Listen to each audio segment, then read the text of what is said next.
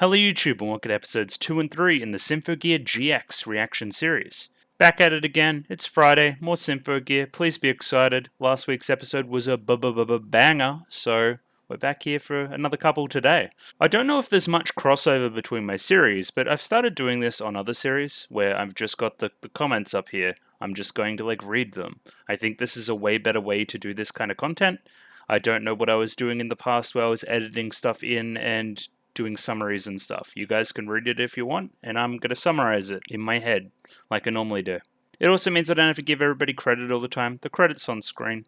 And yeah, as always, if you want your name up in lights, comment below, that kind of thing. Like Zemoduce here, who just says, OMG, let's fucking go! And then followed by Hibiki Tachibana with the let's go, with the little emoticon face there too. I like to see the excitement. People very excited for GX. I'm excited for GX as well. Seemingly a bit of a fan favorite, to my knowledge. I don't know. People seem really excited. So either just that first episode's really good and the rest is trash, or the whole season's really good. And I probably think it's the latter, based on the track record of Symphogear so far. Pencil Sharp here says that there's some new sub-tracks out in recent months and maybe they're better. Maybe that's what we're talking about in Discord before. Pencil Sharp says that they're going to watch it along with my reactions. So any kind of info there would be great. If you think that it's better, think that it's worse, think that it's somewhere in between, always good info. Maybe that can motivate some other people to check it out too. Get us a little bit of a consensus there. The next comment here is by CKOD and has a couple replies to it as well.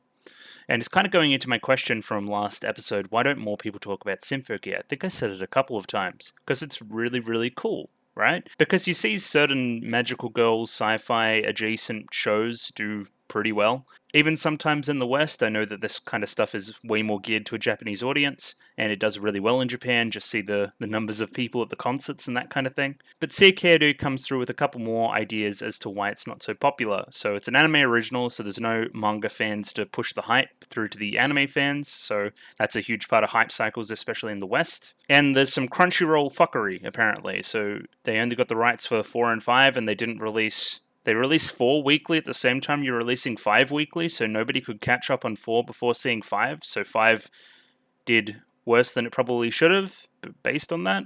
I don't know. Again, if you're a Symphogear fan and you're already in, you would have found a way to watch Season 4. But yeah, definitely not a good way to release your content, Crunchyroll, if I was to be critical. It also filtered a bunch of shonen heads, so that's good. There's not enough filler arcs. There's no filler in Symphogear, Jesus Christ. And yeah, this is the first mention of it. I think a couple of other people go into it, but there's the Tsubasa and Maria in London, and the other girls in Japan, hence why they're doing the watch party. It was just got a little bit confusing there. Maybe I mistaked an establishing shot of Yokohama or somewhere else for actually, London. I don't know. I'm bad with geography and stuff, I don't know. And repeating my thoughts here to stay off Mal/Annie list for the rest of the series because of spoilers and stuff.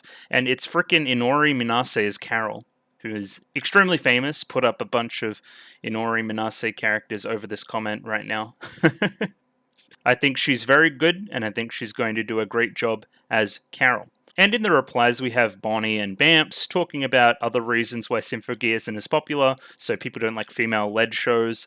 I think this is a little bit false.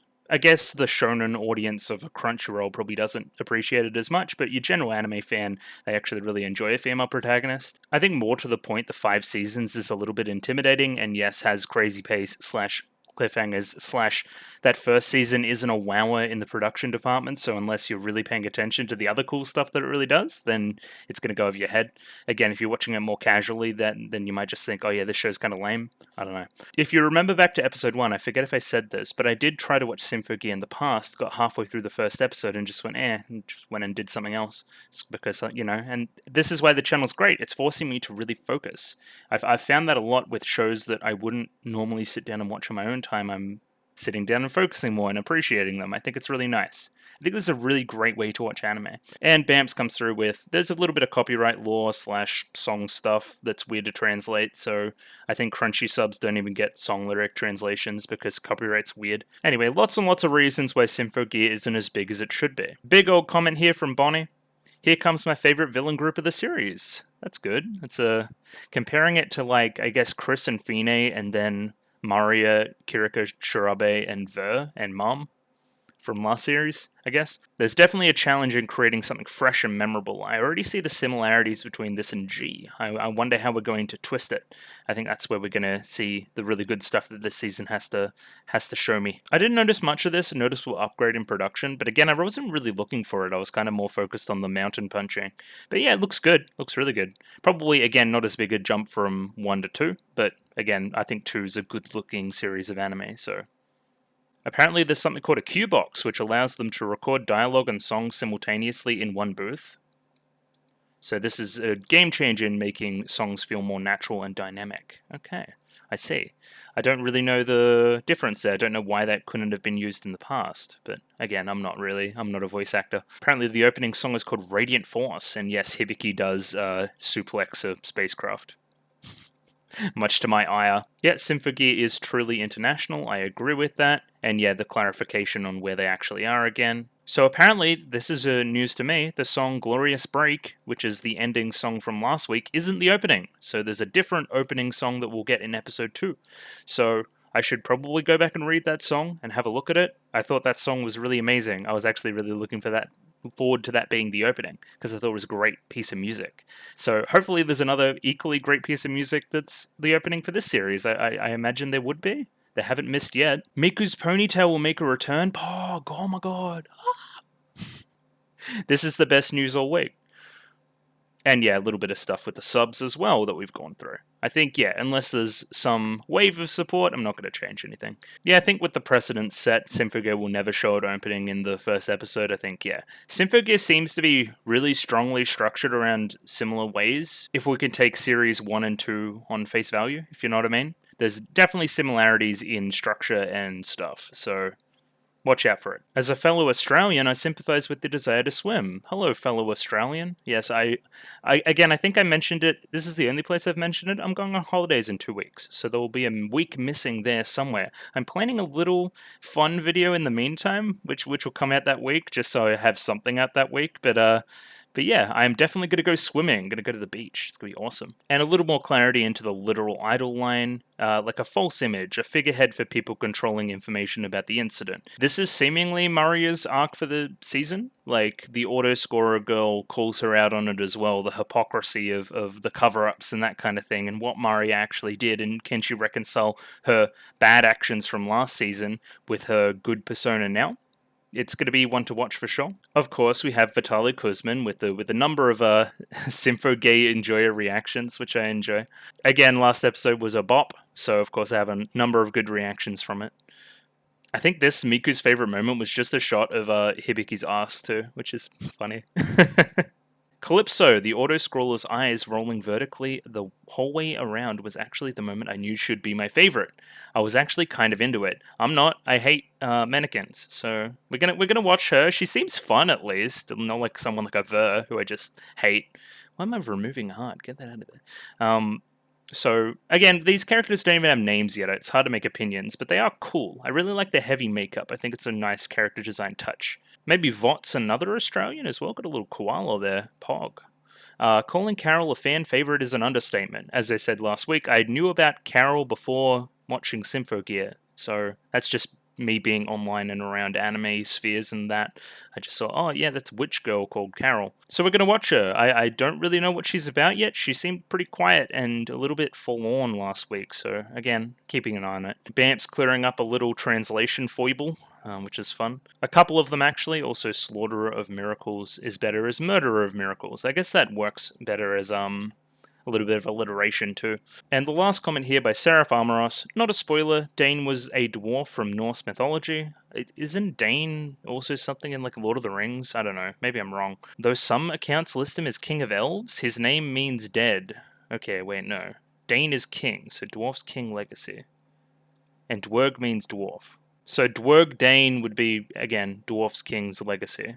That's something about the box we're looking at. Again, I thought this was more of like a Irish thing before reading this. This seems like we're spanning a little bit more international. I thought there was going to be a bit of a Britain focus, which would have been crazy, considering that the other girl, she is seemingly like something to do with Riverdance, I would have thought. Seemingly, we're just going all over the world again, which is fine. I like that. International adventure, especially now that we're Song and part of the UN and all that jazz. Either way, got my little recap up here of last week's episode. We open with an elaborate sequence involving the three girls saving some astronauts which are carrying Mum's body.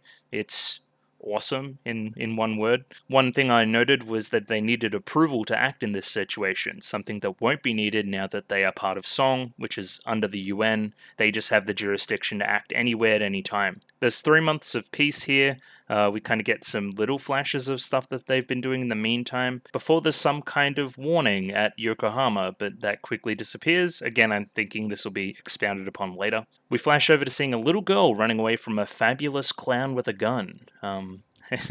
In as many words.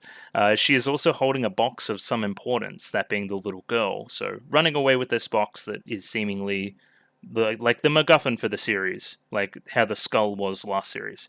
We see some slice of life stuff play out from the girls. Kirika Shirabe join Lydian and super gay about it. Hibiki is lax in class again, so some things never change. But there's also some stuff about the parent-teacher interviews with Hibiki. So Hibiki is kind of, I guess, cagey about her parent situation and her grandma and parent-teacher-student interviews as a concept, and she's running away from that, and Miku picks up on that. Something to watch. The girls all get together at Chris's place to watch Maria and Tsubasa's concert in London, and they slay. Maria is being kept as a literal idol at this point as well. We've been through that a little bit. Hibiki and Chris are then called into action as there's a fire nearby.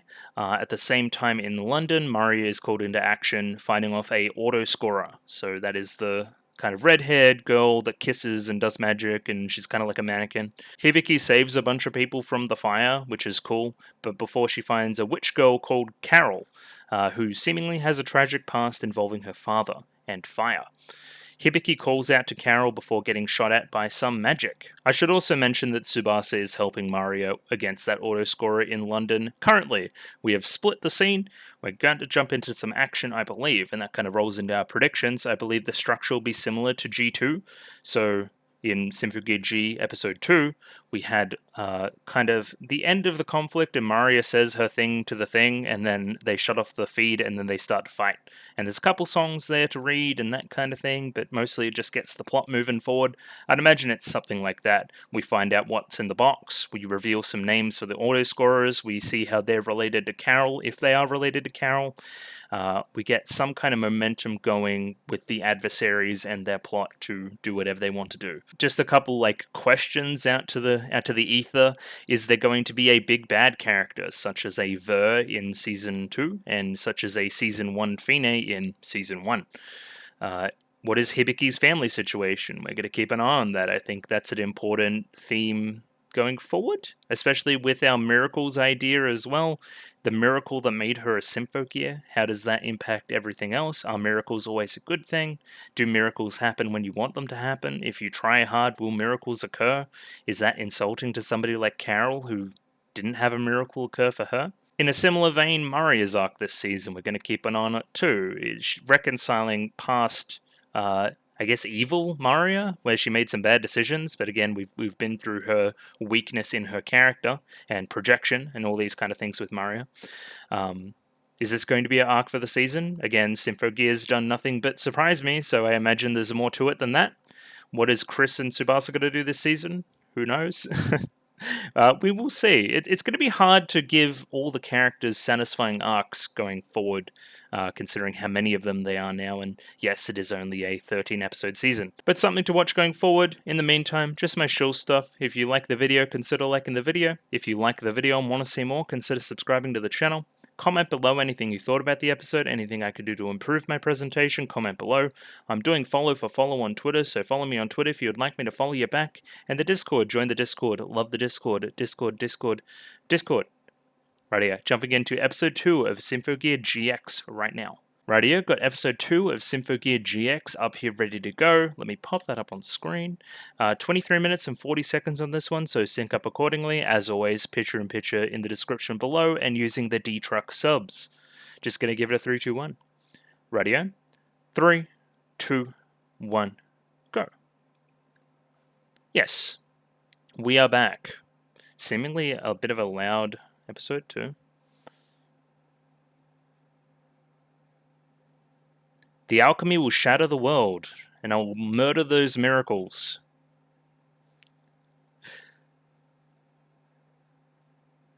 Her voice acting is really good. A distinctive voice for sure. Alright. Hibiki's dead? Yeah, she died. Oh, she's cool.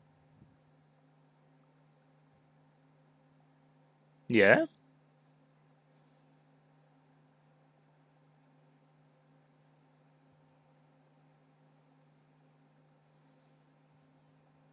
Yeah, just have a chat.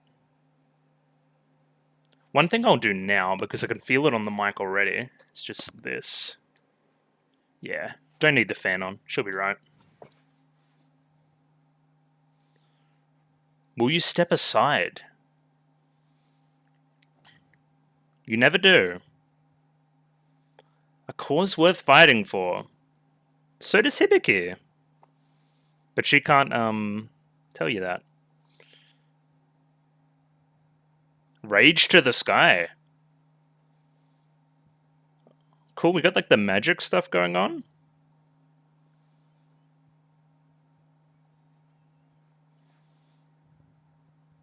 Okay.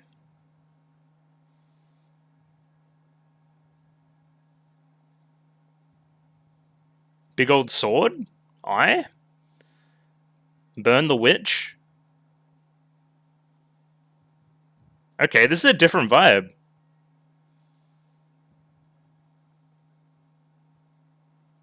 Whoa, what was that? Oh, she's cool.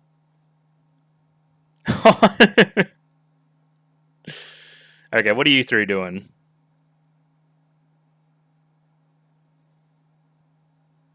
Yep. Two sides? Are they sisters? That's probably something I should have predicted last time.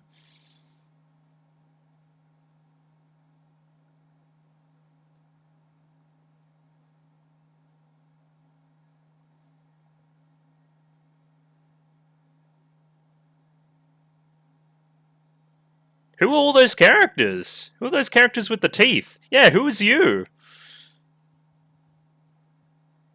Okay, she's cool.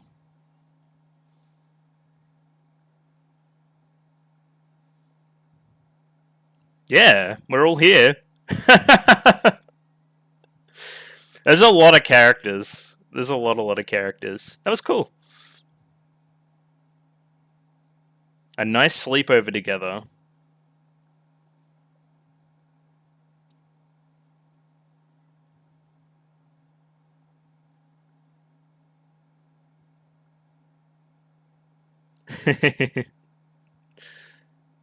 You don't remember?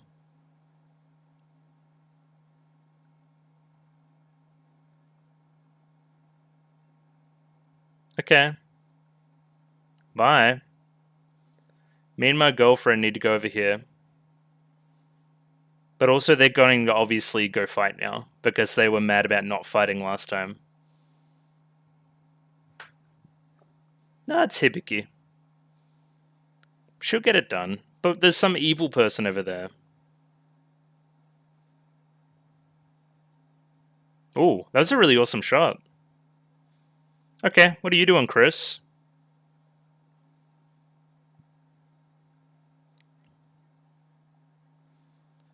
I thought, yeah, the implication was you're fighting this coin lady. Who is seemingly very strong? What's up? Okay, yeah, she's awesome. Like, come on, man. No, I didn't. Is she an auto scorer too? I think that was the implication. What's up?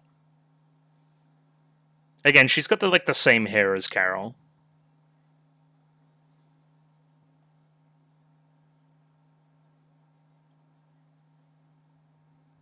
At the same damn time.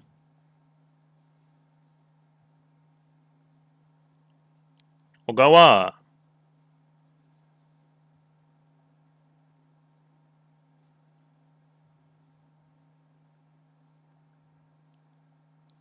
An MI5. Yeah, cool. He took the glasses off.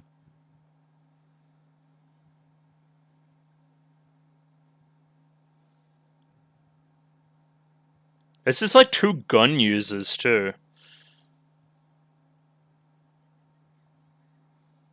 Okay. Oh, transformation sequence. Awesome. Yep.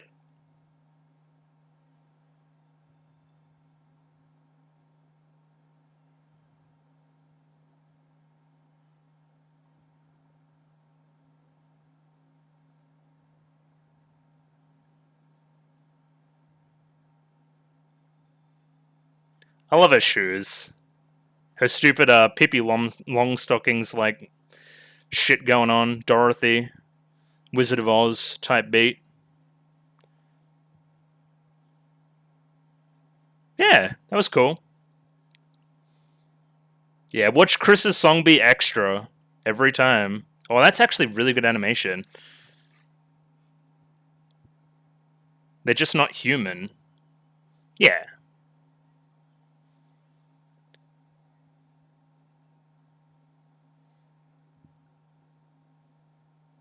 The one in Yokohama.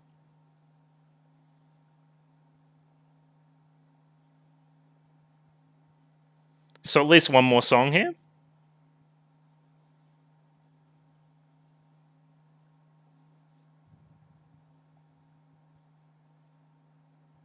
Lieu? French. Okay.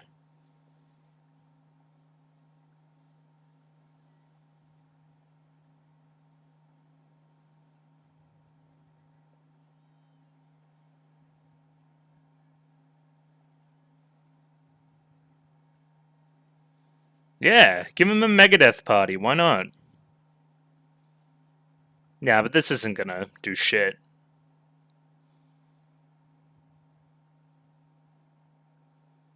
Okay. Do we get to know your name?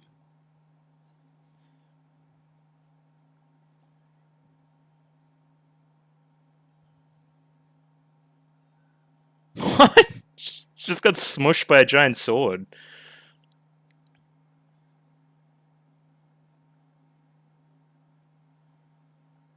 Okay. Oh, a little blush. Hello?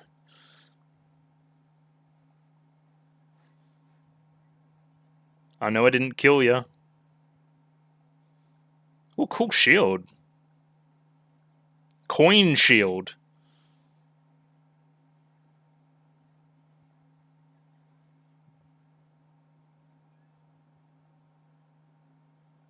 Oh, boats. Yeah, I agree. What? Why? Why were there boats? Is she a boat bender? Yeah, I can see that. You're very flamboyant. What the fuck am I looking at?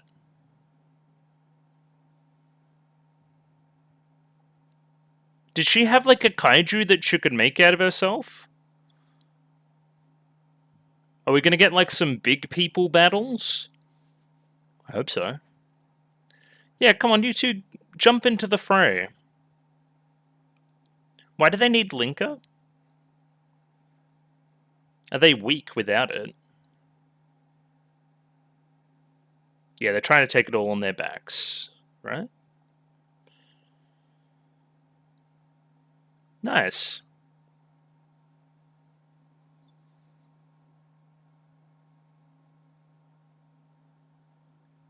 Okay. Oi! Yeah, hurry up. Isn't this nice?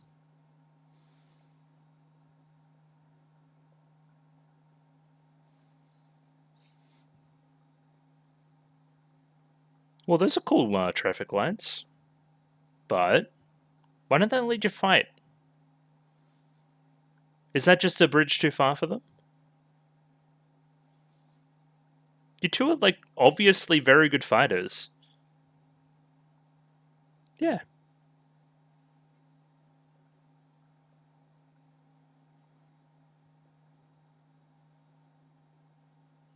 But I mean, it certainly can't hurt.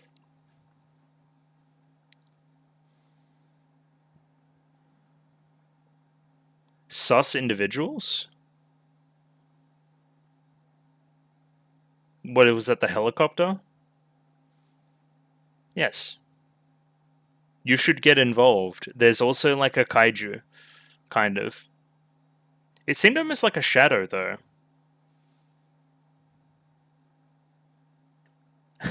I agree.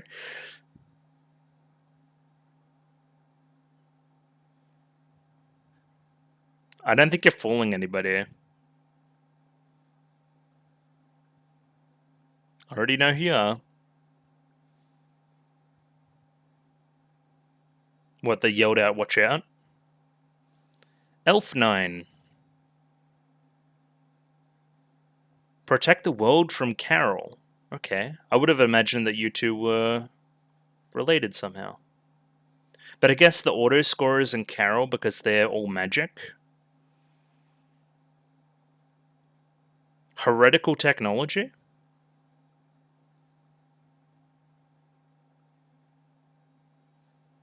Okay. So it's not Symphogear v Symphogear. It's a different kind of magic.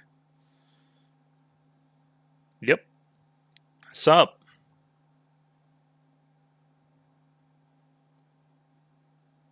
Oh. Yeah, and here's one of the teeth characters.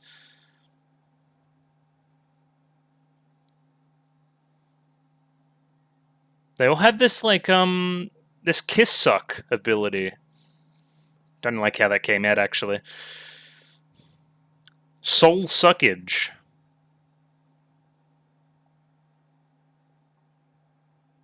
What is it?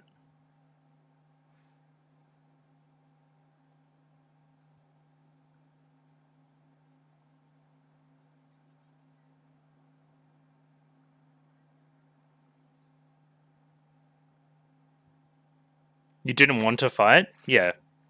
You just needed to from circumstance?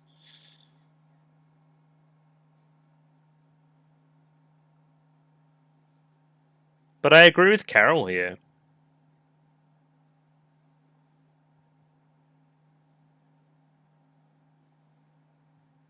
I guess Hibiki detects that she's, like, sympathetic, or at least a little bit, which I detected as well.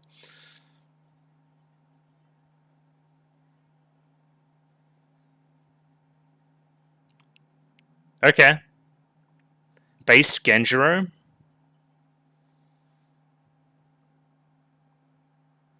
Who's gonna go in, then?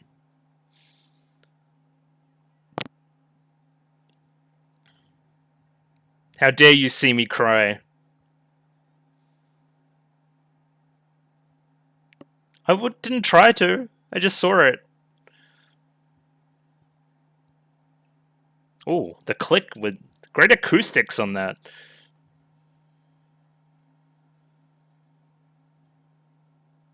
Hibiki keeps dying. You may need to use your power to protect yourself.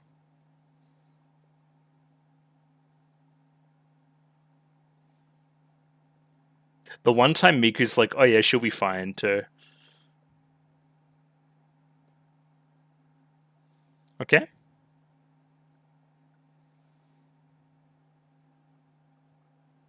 The father wanted to destroy the world? A father? I haven't seen him. I like her too. Just in general, the design. Very frilly. Gary. Nice, Gary.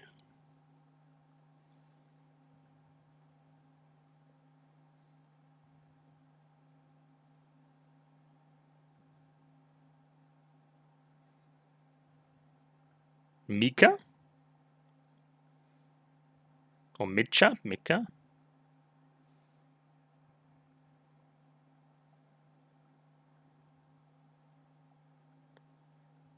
Bye.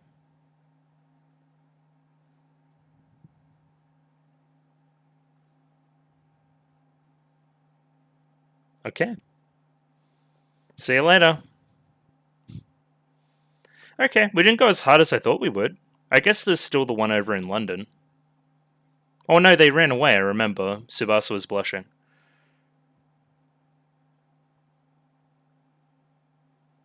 Yeah, there's clearly some parents' stuff going on here. My dad didn't leave me anything. leave you. Gonna watch that.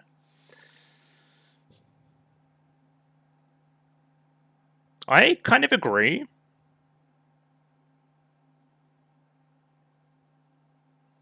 Oh yeah, these guys are dead as hell. Sup? Agent Mario was cool too.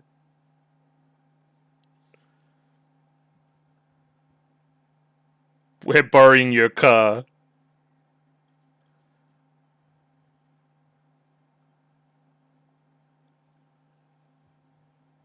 Based. Based Ogawa. Oh, in the taxi too. Yeah, they're cool. Look at that guy's face.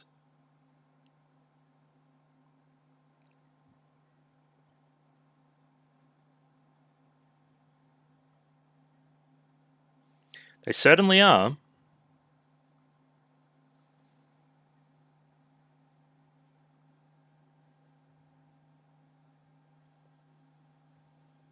Coins are back. Oh, look at Chris saving people. Or is this a different character again? Is this red with teeth?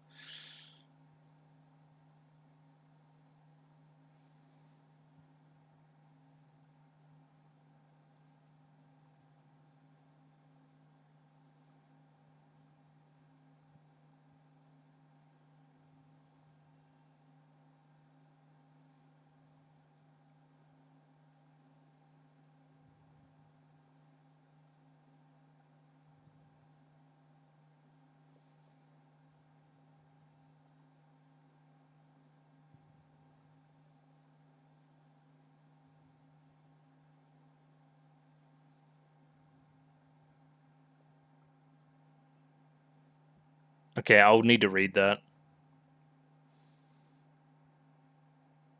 In order to calm the situation, play this role. You're acting.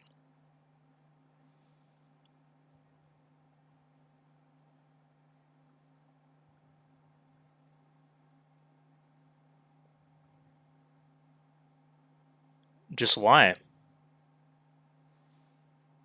Nah, but... Nah. Okay, I see. Oh, in both meanings of the word.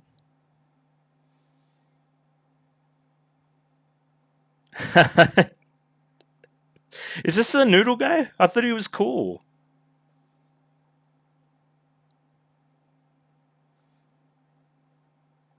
Okay.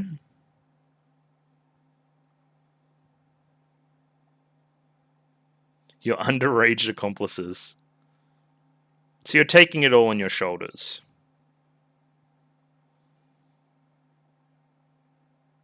Okay.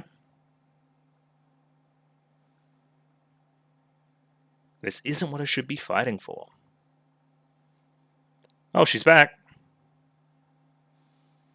I hope they knock down Big Ben. That'd be funny. Oh, yeah, okay.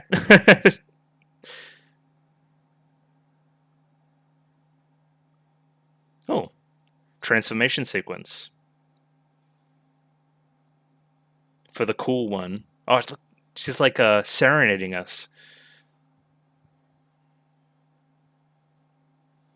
She's like dabbing there for a sec too.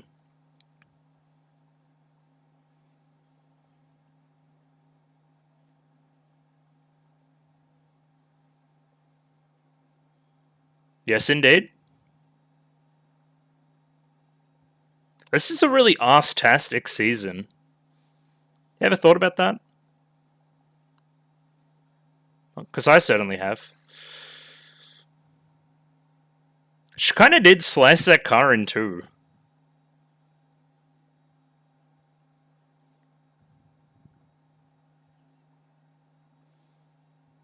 They just put the two like cool characters together. Like, why not? Swordbreaker.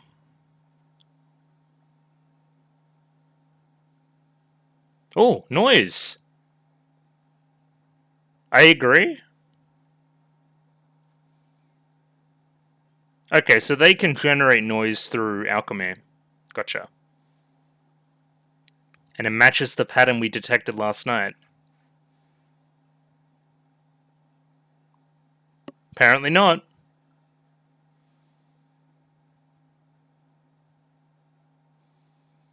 Let me kill your sword. Well, what does a sword mean to Tsubasa?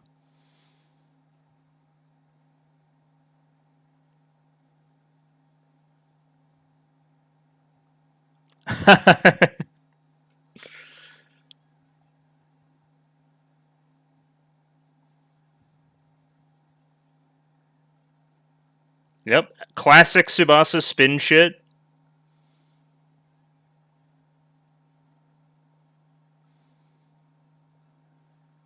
I am called Tsubasa.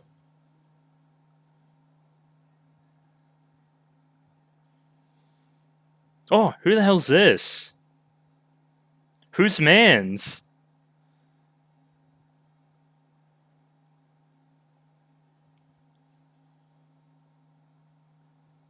Oh.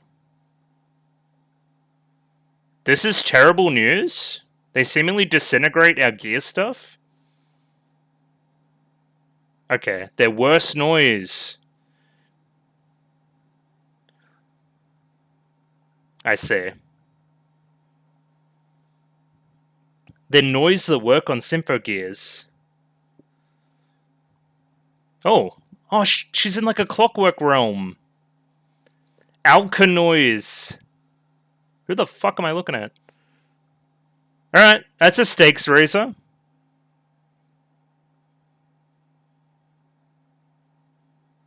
Thanks, Chris.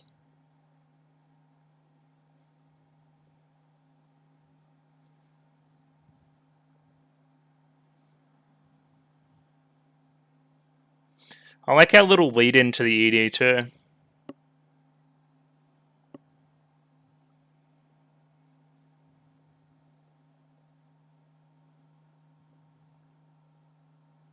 Underwater is an idea. The water's been associated with death. At least a little bit.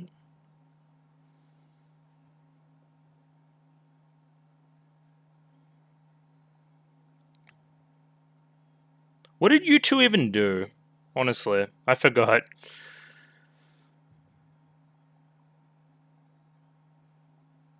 Rebirth Day.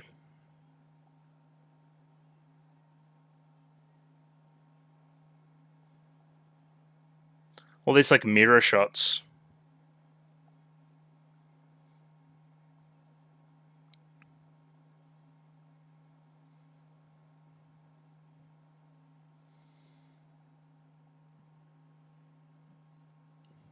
Okay. And the rose petals in the water too. There you go. Rightio, jumping into a little bit of analysis on episode 2 of Symphogear GX. Rightio, so that was episode 2 of Symphogear GX, and seemingly our conflict is continuing, at least a little bit. I think we'll probably pause it about halfway through the next episode and start talking about some stuff again, getting a little more character stuff. We got some names, which I'll go through again and try to commit to memory. We got some different abilities on show. We showed that magic truly is very powerful. I'm calling it magic. Alchemy is seemingly the term we're using there. The big stakes raiser at the end of the episode was the Alkanoise, who can disintegrate Symphogears. So noise aren't just cannon fodder anymore. They can seriously affect our characters, our main characters. We don't put up the same field, or that same field doesn't have the same effect.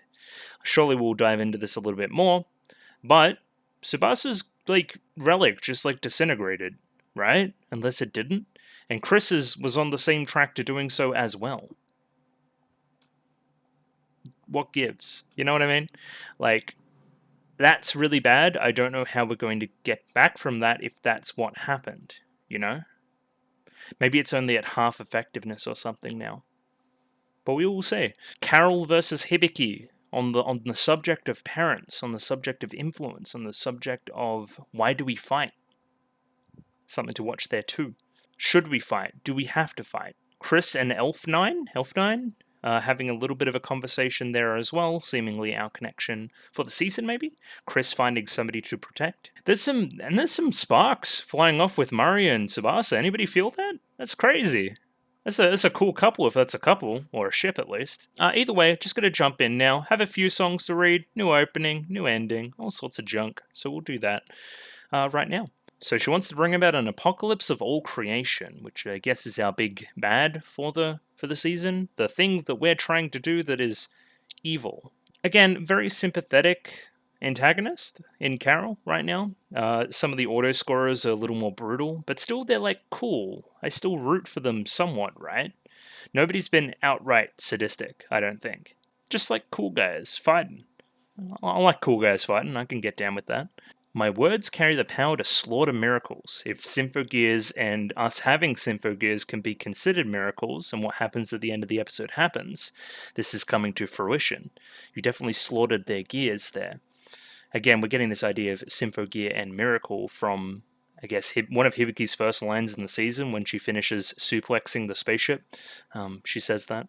And Hibiki, always forthright in her motivations, refuses to don her gear until she hears why. Why do you want to shatter the world? Is this in contrast to Season 2, where she doesn't really let them speak their mind before fighting, and then that causes things to spiral a little bit? Is this a little bit of growth for Hibiki? That she's refusing to default to the fighting stance before hearing their actual opinions on things and trying to find an actual compromise? Maybe. You could read it like that, for sure. Because if you remember the concert scene from G, she kind of just goes in and fights. Again, there's a little bit of hypocrisy there, or Shirabe calls her out on it. Like, we don't have to fight, we can be friends. But instead of that, instead of just saying that, she's like, I want to hear why you want to do that, so we can talk you down from it, basically. I read it that way. This is a cool motivation for Hibiki in the scene, and explains why she doesn't don her gear at any time. If I tell you the reason, will you step aside? I don't want to fight. And this causes this reaction out of Carol. And then I'm going to do this, actually. Hang on. You're not going to be able to see my face for a little bit because they've got the words down there. I'll even move my little pen. So, rage to the sky is our first line there. On waves of passion, you know how to play. So, rage to the sky on waves of passion, and then you know how to play the notes of truth. And that's our lead-in before we get our guitars and the song actually begins. Our little preface there. And I wanted to highlight, what is this massive sword? Yeah, like what is this? You know what I mean? What is this demon sword? I guess I could just do this for a second. Like, hi, I'm up here now. This is probably a better compromise. The signal of my trembling heart sears through the night skies. We start off with a few scenes of normalcy at the high school. There was also a little montage there of people being burned at the stake and some old world mumbo jumbo. I looked for you so much I almost went mad.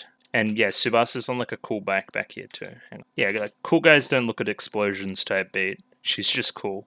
We pan across our 3 antagonists from Season 2 here. Listen and you can hear graceful notes in the clouds hiding my sadness. As we pan up to see whoever the hell this is. And yeah, okay, cool. So I think it's Carol and Elf9, somewhat related, I would imagine, at least their stories. I have to stop Carol's evil plan, I think was the line. Graceful notes hiding in my sadness. Somebody going to sing at some point. I would imagine you don't hire somebody to do Symphogear without having them sing, so imagine Carol sings at some point. When my beautiful song passes through them, I can see what is fake and what is not. As we're killing some noise, I probably should have picked up on this in the opening, that having noise here is kind of strange, and we find out why later. Spoilers, maybe? Hang on. What has she got there?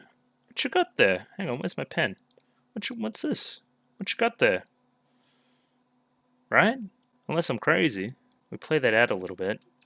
It's seemingly like, yeah, isn't that what Chris was using, right? Big old whip. So I guess that's confirmation that Mari isn't completely gimped this season. She gets some ability to fight. Yeah, lots of cool fighting. I don't know why these two haven't joined the fray in our episode yet, but we'll see. I Want to Sing For You is the sub down in the corner. This is a girl that is teased later on, who looks demonic in nature. She's cool. I like her, actually. I like her a lot. Very cutesy voice.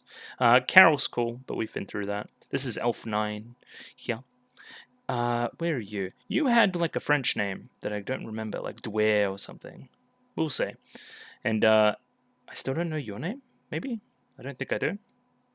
But yeah, these are seemingly our characters. I don't know whose eyes these are, which would be the other idea. It says stained glass as well. That's pretty cool.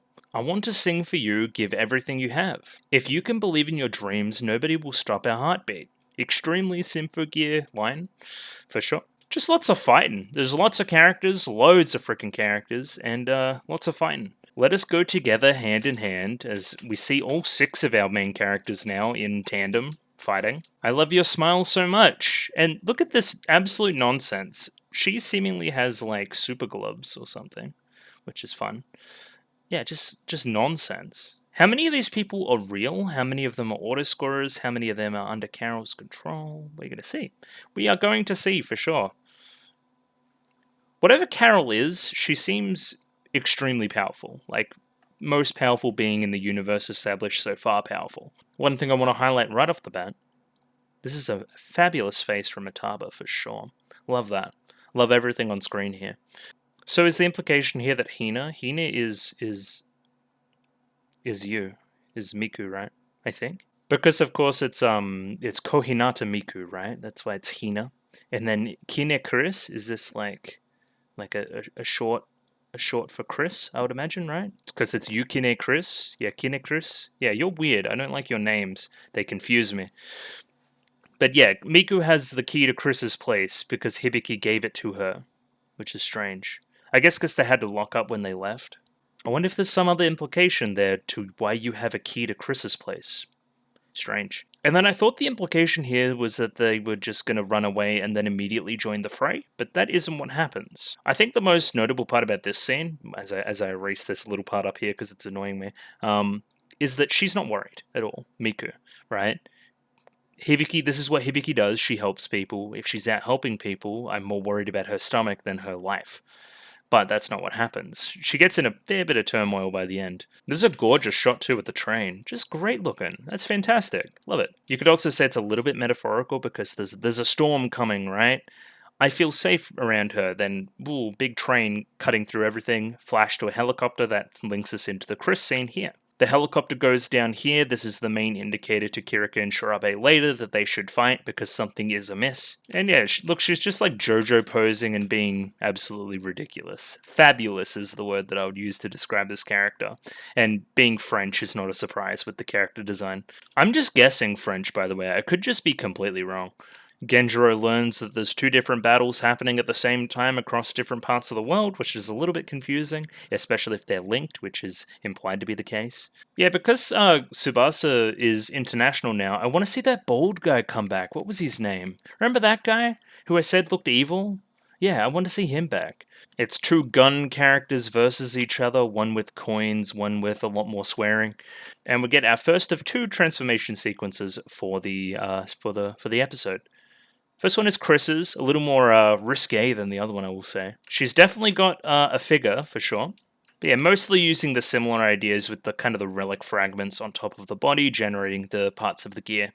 As always, I love her shoes. I think they're fabulous. Yeah, big old bouncy breasts there. Why not? Just throw it in. Yeah, again, Chris is cool. I'm a Chris enjoyer, so this is nice. And we jump right into her song, which, from the little fragments I read during the reaction, is seemingly pretty ridiculous again. Party to the song of Rusty Bullets, I haven't got no mercy for fools. I haven't got no mercy for fools. Oh yeah. Pretty impressive animation here on this autoscorer too. You can try running, but it's pointless, baby. That's not what happens. She doesn't try to run. Instead, she just dodges everything perfectly because her movements aren't even human. So it's not even like they're outside of any realm of anything we've ever fought before. You've got a dumb face and complain all the time.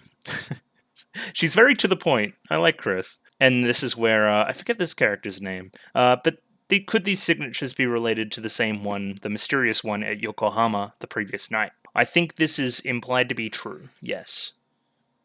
So if they get signatures of this kind of magic stuff from Yokohama and then they spread out from there, That would make sense to me. Stop, please, and let me get a good bead on you. Pause. You've brought the wrath of the gods, the sun, and me.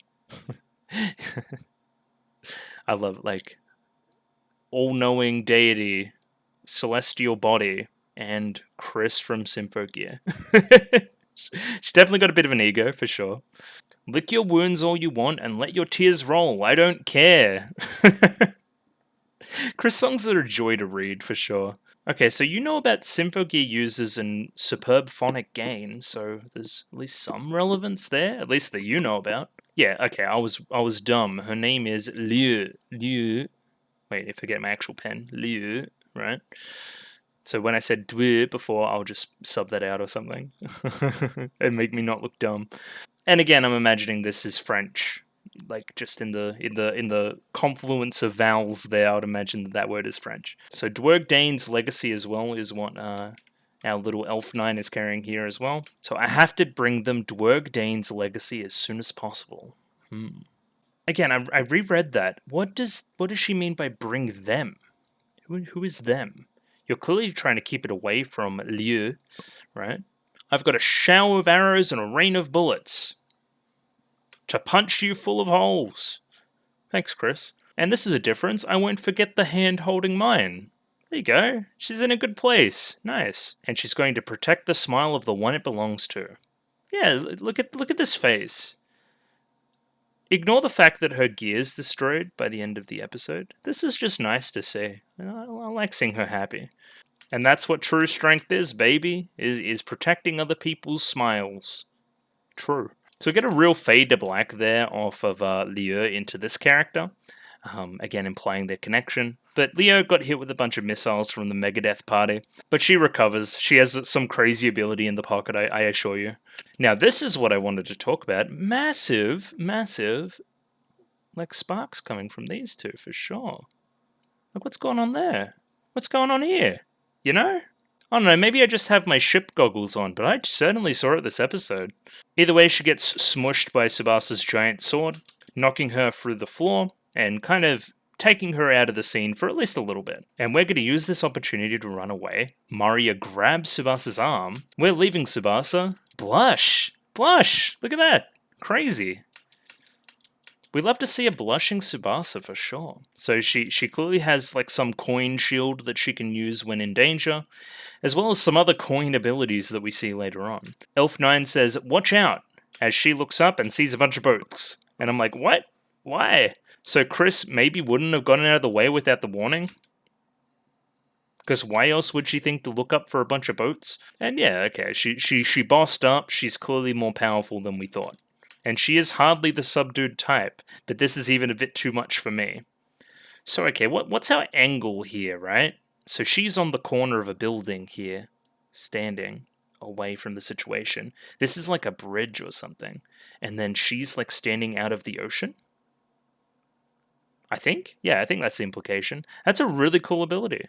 Again, I said it got like kaiju vibes out of that, which is really fun. I hope we fight some giant people. That sounds cool. But this is only when she's like super mad, right? Time to turn down the volume a little. You had to make me bring out the big guns.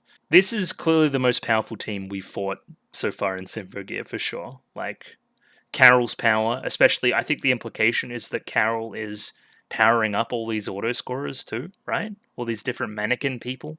And if these people on their own can do stuff like this, what's the limit, right? She's hugely powerful. This line's confusing to me. You're not fighting out there without Linker, so Linker would power them up and they would be able to fight harder, but they've shown that they're good fighters regardless. I don't know why we don't let them help. I think that's a little lie. They're fighting because they don't want Kirika and Shirabe to have to fight, right? They want them to have a bit of a normal life. They don't want them to be thrown into the fray like this. Like, these are your senpais now, and they're going to take care of you. I think that's a nice sentiment, but again, they're good fighters. Let them fight. Let them cook. There's also some part of it that they're still in custody, kinda, so it would be weird to let them fight for us. They also don't know how dangerous it is yet. They see the helicopter get exploded here in a sec, and then they're like, oh shit, shit's going down, we need to help. Seems like every series on the channel right now, but there's a goddamn traffic light that goes green, and then they stop, they don't move. Because they're like, can't we support them somehow? That is their green light to go in and help. Power on its own isn't enough to change things. True, that is the moral from G. Thank you for saying it out loud. But we're still going to go into the fray and help. I think that's what's going to happen to at least save Chris from this situation, right? And just as I talked about before, they see that helicopter explode, and they're going to jump in. This is where we meet with this clothesless child, and she reveals her name and a little bit of her motivation. And Chris dabs as a result, which is only fair in the situation. But really, she's hiding her identity a little bit because it's meant to be a secret. But she knows, right? You're the wearer of the Ichival Symphogear, and you're Yukine Chris. Boku wa namae wa Elf 9. Elf 9. I'm just gonna call her like... Ready? It's like... Elf 9. Yeah, I think that's for the best, for sure. Because if I really try to hit that ein, like you're supposed to, then I think it'll sound weird. Okay, so let me read this. I've been looking for you and your friends to help me protect the world from Carol's alchemy. Okay, so we're going to talk about a couple things. One, you have Carol's hair, so you could be like related, right? That's one. Two, looking for you and your friends. So there's some level of fame to our song team, to our disaster squad team that we've had now that they've saved the world a couple of times. It makes sense in the universe, right? These people have been shown to be able to save the world. If I've got somebody that I know that I'm closely related to that may be planning some nefarious shit that I don't agree with, maybe I go get these guys. And I'm going to give them Dwerg Dane's legacy as a result. So Renkinjutsu, which is alchemy, I believe, if I'm saying that correctly. Hyper-advanced technology that existed before science and magic diverged. So it's kind of science X magic, and you see that kind of in the... It's almost like periodic table when they're doing the spells with all the hexagons and stuff. It is seemingly outside our wheelhouse. We were kind of fighting against a mirror to our own group last time, and now we're not. We're fighting for something outside of our comfort zone for sure. This loser's going to sell this footage to a TV channel to show, like, I don't know, like, this is my, like, phone video of the thing. Do people do this? I think they do this. But then we have this absolutely, like, freakish character. You got the sharp teeth going on, which isn't exactly my thing, but people do enjoy it. And kind of like almost like a maid nurse frilly type operation in the costuming. I could see her being a fan favorite too, actually. I actually really like her voice acting. And I don't feel the same nefariousness coming from her to the others, but maybe I'm just incorrect. Because she still does suck his soul out through his mouth. Like, a lot. His hair just turned white. Like, she's maybe a bad person. I didn't notice that she, like, killed him. Okay. And then licked her lips. Alright, maybe she's not as good as I thought. So, Carol's like, you fought in the past, why don't you fight me now, with your Symphogear? I had no other choice in those situations. Now I think I do have a choice because you are somewhat sympathetic right now. She's also turned over a new leaf in this regard, in that she doesn't want to do it this way anymore. She doesn't want to fight anymore. Like... She was definitely gung-ho about fighting in Season 2, so this is definitely a little bit of a change. So only now she wants to protect people using her Symphogear. And why is that incongruous with fighting others, right? Sometimes you're going to find a group that is going to harm people to make their point come across. You literally saw this in G. Sometimes you must fight. But she really doesn't want to fight here. Is it more to do with Carol's demeanor? Or a turning over of a new leaf for Hibiki as a whole? Little, like, tongue click by Carol here, and then, do you too mean to die helping people? Is that what her dad did? Died helping people as well? So Genjiro is going to fight himself because there's no noise present. This is kind of like, I'm gonna go save the day because I can't get disintegrated, but later on in the story there is noise again, so he can't do that. Something to watch for sure. But he can't do that because the bridge will be paralyzed without him. There'll be nobody to command, basically. And when I saw you on the bridge before, you were crying. And then she takes this as spying on her, invading her privacy. And she goes to turn her to dust just like the world. And Hibiki gets tossed around there a little bit, like, this is not good for Hibiki? And why does she want to destroy the world? This is the most clear question so far. Apparently it is a task left to her by her father. I have doubts. I think you're misinterpreting what he maybe wanted to do, but we're going to see. We're going to give you the benefit of the doubt. And then this line, do you not have a father of your own? And I really think the VA for Hibiki kind of kills this. Like, there's just one Otosan, right? Like, clearly a point of agony? We haven't seen the dad at all? You're rotten to the core, Gary. Because Gary has been watching too. This is why I said that she was less monstrous before she, like, killed that guy and enjoyed it. She's just kind of watching along and clearly cares for Carol. So, that's points for her. She's not quite the monster that she was depicted before. And her VA work is really good, and I like her personality a lot, and I like her spinning, and yeah. Again, clearly in the legs here. Auto scorer, right? I think that we're fighting a bunch of mannequin people. I could be completely using that word auto scorer wrong too. But I think I'm using it right, I believe. I think everything's going to plan, but Mika-chan is never satisfied. Who is Mika? I imagine maybe the red-headed one? Yeah, chock full of personality she is. I actually really like Gary, I think it was. Especially that sayonara as she left. That was great. Carol will meet Hibiki again and destroy everything she holds dear. But again, oh, she's so cool and like matter-of-fact about it. Determination. That's what I'm getting off of her right now. Hibiki says, a task Dad didn't. Leave me anything. Okay. Alright. Let's think about this. So clearly Carol has some kind of worldview or task or something to that effect left by her dad. Whether she's interpreting that correctly or not is up to debate. I would believe no, considering the dad seems fairly nice. But conversely, Hibiki has nothing. So the dad just left. I don't know if he just left and left and died. I'm guessing we're going to see the results of that in the next episode. Either way, she dies for the third time this episode, right there on the ground. Then we flash over to England, and Ogawa helps Maria and Tsubasa escape. Yeah, look, he's just a cool guy who uses his shadow-weaving ninjutsu ability. And I wanted to highlight this guy's face in the background because I think it's funny. Apparently we have a 252 here as well, before we get interrupted again, probably by the same auto scorer. Then we see these balls of light fall from the sky and explode in a bunch of redness. They're seemingly like disintegration grenades. This is where our noise are coming from, I believe. So this auto scorer was targeting Tsubasa. I think that's what Maria is implying here, as we flash back over to London again. As the best course of action to help everybody else, the general populace, I took you away from the place where all the people are. All the more reasons we should ask for help. And then pause. I'm under more restrictions than you'd think. Alright, let's read this document. Okay, that's a lot of mumbo-jumbo that I probably didn't need to read. That basically says what I thought before. They're making her seem like a US spy, so that they can control her. They've got Maria wrapped around her finger right now. So clearly, instead of being, honest with everybody all around the world that I have changed and all this other stuff, we need to pretend that you were a US spy and you were always good the whole time.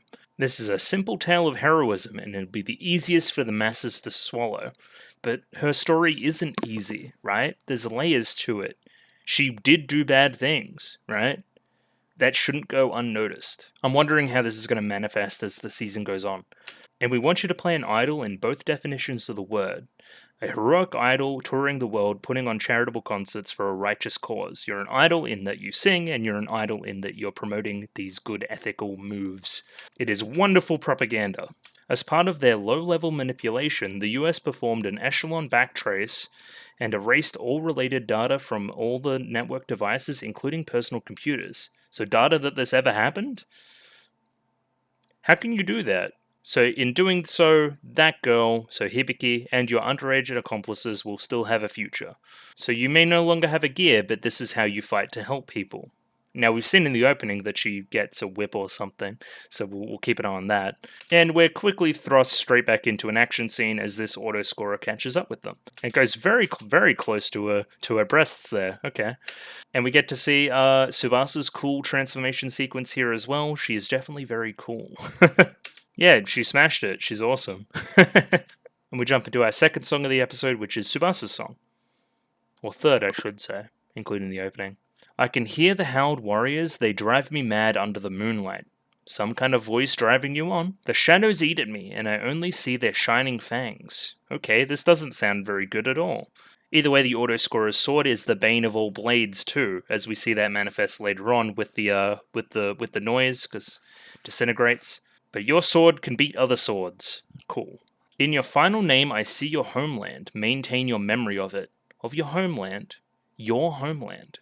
Okay. In the spasms of death, you won't be able to write a poem, as she generates a bunch of noise, which is a huge surprise. How are we doing that? We don't have Solomon's Cane. They're implied to come from the Babylon Treasury or whatever the hell. Let us see this war through. Will you escape to the entertainment districts? Excuse me? Don't know what you're talking about. Either way, the noise are at 2 different locations now. I'll have no doubt in my final moments, but for now, the heretics will feel my love. Slay evil with a single slash. Apparently, Tsubasa won't let her sword be killed by this other sword. I'm not the kind of woman who simply sits back and does what she's told. Based. A sword isn't just a pretty face, I'm going to move beyond that. I didn't know that that was your problem in this story, but sure, go for it. Pop off. And a friend told me that. This is the friend that told her that, I believe. Little blush here. Look, it's cute. You seek the shining of starved wolves, you're like a sword deadly to all. All those without lord and country tremble in despair and disappear. Like noise, they don't have lord and country, for sure. I am called Tsubasa. My name means that I can fly in my dreams. Okay, cool. The difference with these noises is they kind of puff off in like this red too, like that. But it's like smoke. It's like a gas. And this is the end of the episode where we get our big reveal. So this particular noise touches her sword directly, and then its sword breaks through her sword, grazes her little relic there. Ame no Habakiri starts to disintegrate. Similar with these noise here with Chris, aiming these beams at her gear as well. And that's what you get for assuming that these are simply just noise. And we won't let you off the hook with a simple defeat. Their gears start to disintegrate. What are we going to do? And something I didn't notice before, like she's just clearly here in this scene. Alright, okay, let's break this down. Cool. So if you're standing here, it implies that somebody else will stand here, somebody else will stand here, and somebody else will stand here, right? This is like your weird clockwork shop of organ horrors, right? And these are all your different people that you send out on missions.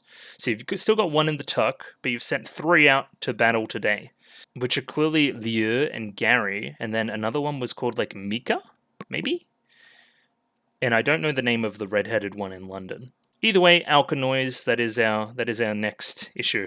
Alkanoise.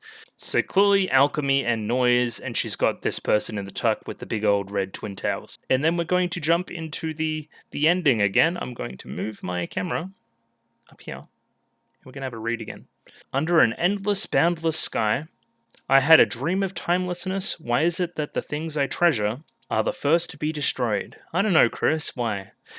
Visually, this ED got a lot of red flower petals. It's black and white. There's mirrored, like, crystal shit in the middle. All the girls are naked. It's very anime ED. I don't dislike it, but I didn't think it was particularly visually stimulating either. I probably prefer the other two, maybe?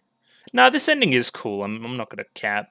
Try to reach for the sky, heaven knows I can change. So isn't the implication that the opening is outside of the context of the show, but this is what Chris is thinking? So heaven knows I can change? That's definitely very Chris. My sadness is crushed by reality and my tears. And my tears fall into the cracks of reality and idealism. Okay. Extremely metaphor. When I try to explain the world, it twists and disappears. I can't go back, happiness is not something that just disappears. Okay? But I thought we were going for a bit more of a melancholic tone. Sometimes you know it should be right there, but you lose sight of it. Yeah. What, happiness? The sun is reborn each day and dies again. One day it will go out and in a blast of flame? Okay, the heat death of the universe for sure. And this is the mirroring part I was talking about. It's pretty effective. Again, lots of very sad, like, depressive ED. Like, no one's all that happy about what's going on. We don't end on a big, happy shot. We kind of do. Not like Season 2, which was also a little bit sad. Either way, but until then, my pain will be reborn with the sun. So each passing day, my pain is reborn. My love is like a broken vase. I try to glue it together again. And then we get these glass shards on screen. That's pretty good. And once it is finished, the story will begin anew. What, the vase? I guess they're happy in this picture. They looked a little more content from my last viewing, but they're definitely happy. I should move that, actually. There you go. Yeah, happy-esque. A little bit. You've got to turn your head, though. And yeah, that's all for episode 2. It was a bit of a long one, but we're going to jump right into 3 now. Maybe I'll grab something to eat in the meantime. Just something small. I'll be back in a second. Good episode, though. Good episode. Rightio, had a little something to eat, and I'm back. Going to jump into episode 3 of Symphogear GX right now. Let me pop that up on screen. 23 minutes and 40 seconds on this one, so sync up accordingly. Just going to give it a 3, 2, 1. Rightio. 3, 2, 1, go. Yes, this is what I saw last time happen.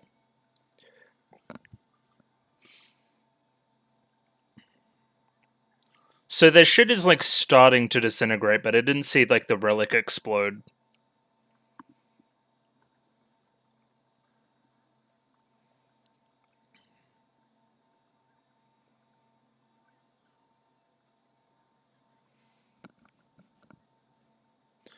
So we're kind of left with 2 people without gears, and then Hibiki who doesn't want to use hers.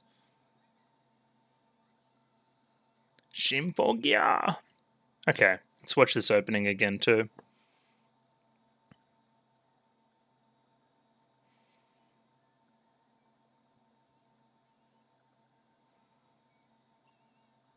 So cheesy, I love it. With the choir vocals. I don't know what this big old demon sword is, though. Like Dungeon Siege 2 type beat. And yeah, the flashback to the masses. We hate the masses. They burnt my dad. Believe in justice. Yeah, what is that, too? I forgot to talk about that.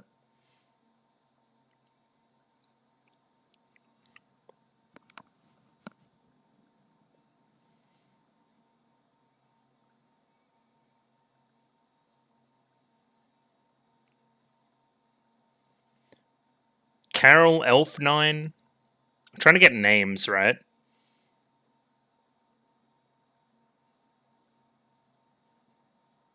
Yeah. Maria's clearly fighting a bunch of noise there, so...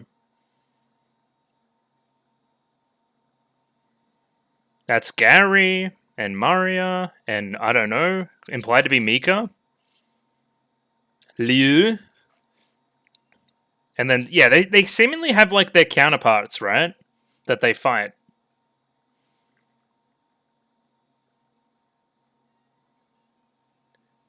If we're going to keep recruiting girls, like, the evil teams are going to be so big by the end of the season.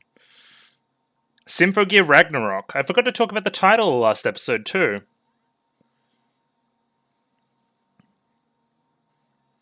Bro, like, her clothes are coming off. Get her a shirt or something, honestly. Okay, so that killed the relic? Or did it just cause you to stop the sync? I think it's the latter. Chris Sun.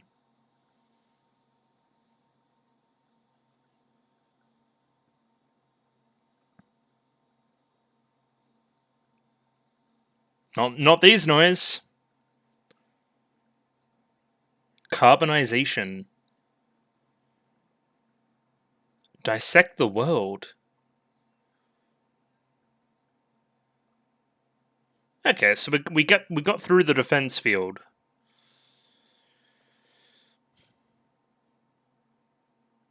Okay. Whatever you say. I stance. I rate it.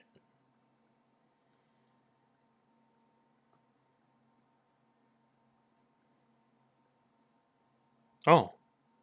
That was a very weird shot.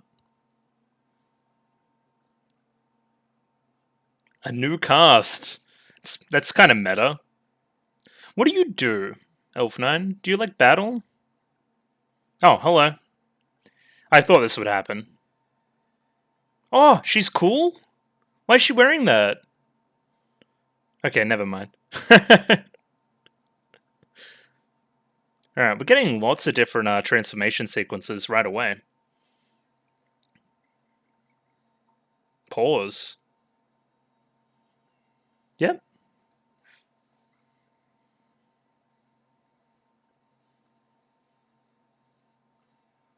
Indeed.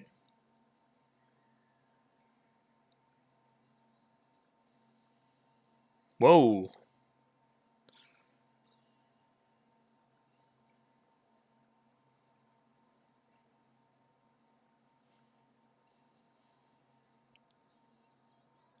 Alright, I like that.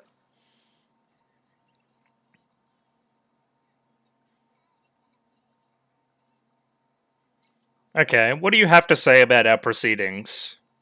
Also, where's Shirabe?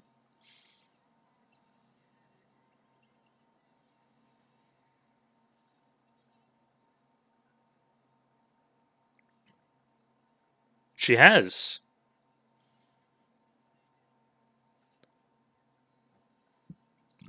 Why does Genjiro hate that? I guess I never got the feeling that they were weaker, right? Yes. We love our Healy's queen. A goddess. Zababa.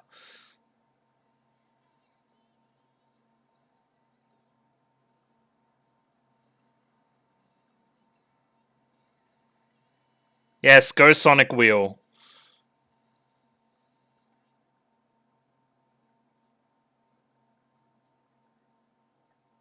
Sync rates this low. Okay, so they're starting to fade a little bit. Probably need someone else to help.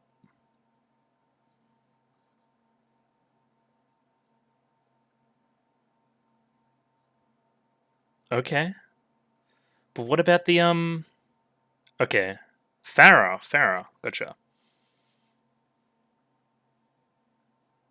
Pause. No, those things just let him teleport. I saw those before. What was I gonna say? Why weren't they after the box? Wasn't that why she was deployed? Okay.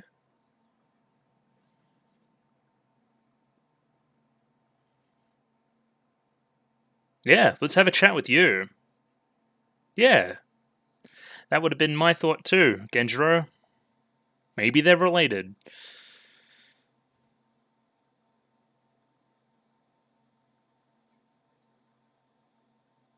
Okay, I would get to a safe location before saying stuff like that.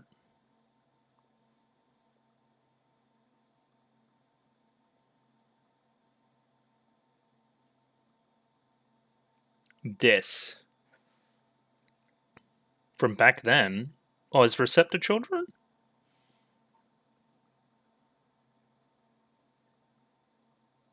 Oh, hello.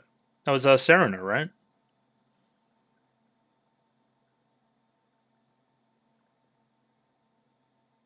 Yeah, that's terrible. I hate what used to happen to you. Boo! No, boo you, yay Ryoko. She's based. Ryoko.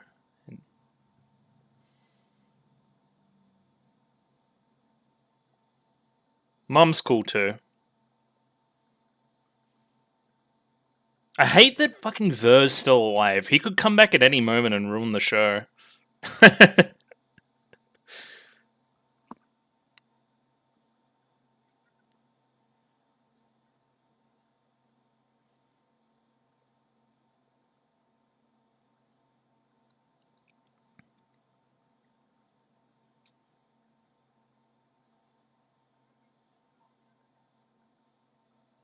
I wasn't reading, but sure. Maybe that is why they didn't let you mobilize.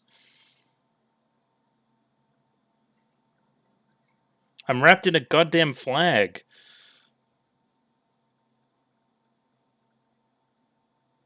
Hmm.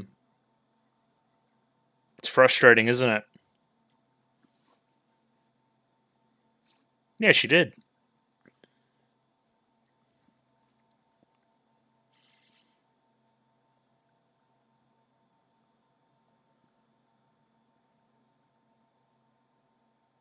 The converter? What is she wrapped in, by the way? Being rent. Okay, so it damaged the relics. Dunno.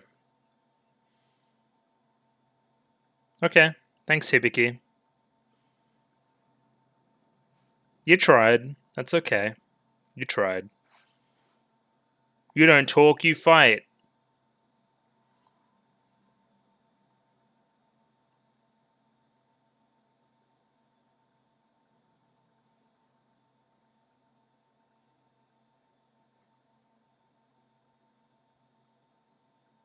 Okay.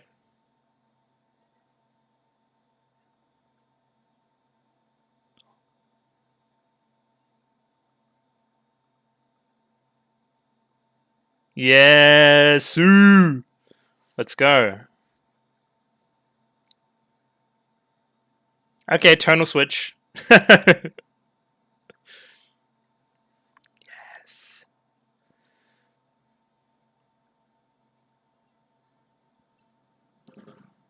Whenever I see my 3 faves, I always get very happy.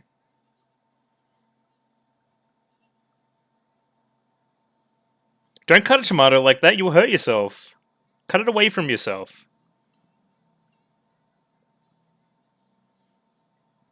If you ever want to make beef strong, just listen to the song.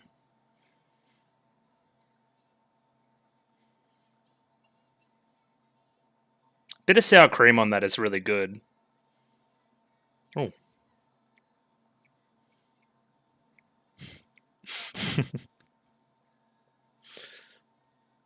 Okay. Sure, trust.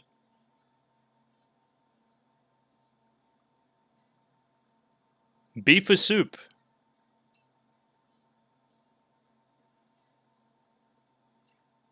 Sure.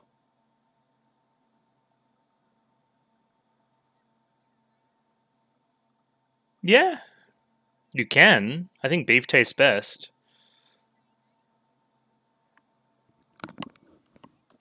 Here's some weird stuff happening outside. Oh, don't hurt yourself. Yeah, the knife skills are pretty poor.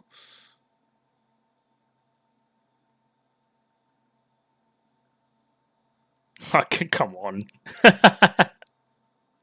Yeah, I got the metaphor.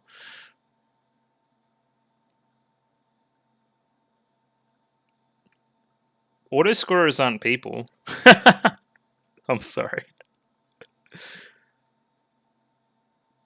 Necessary tests. I would be too. Hospital sucks, by the way. I know, hot take. Why are you pouting?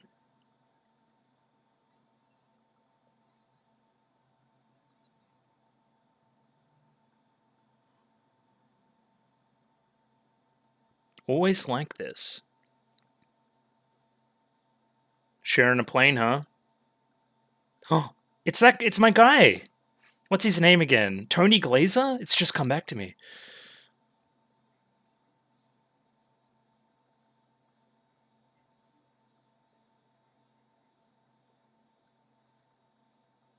Sure. Once we murder all these alchemists.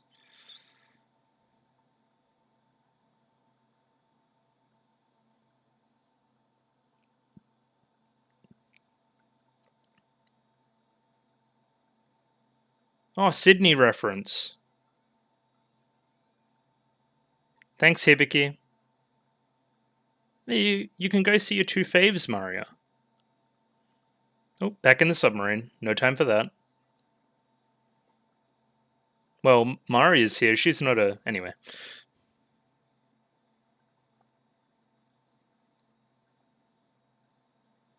Yes, it most certainly is. Serious damage.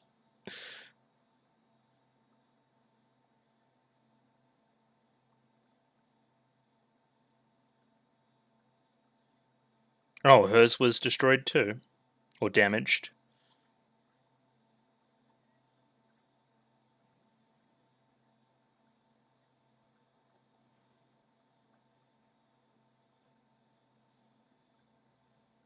Okay.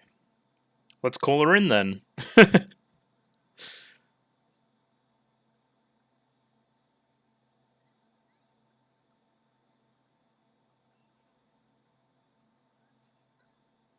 You're too weak.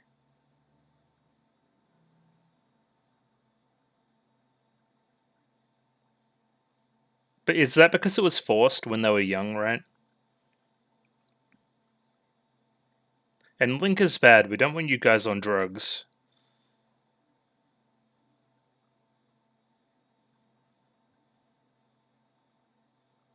Okay. Okay. Thanks. Yeah, what are you guys up to?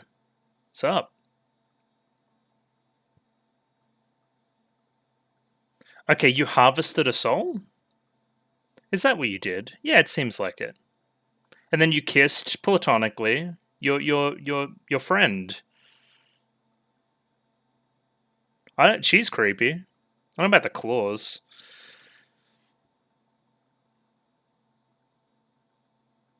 The memories. Okay, Mika is our strongest fighter.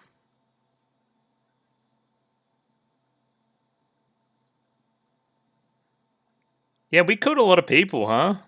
Yeah, we're soul sucking a bunch of dudes.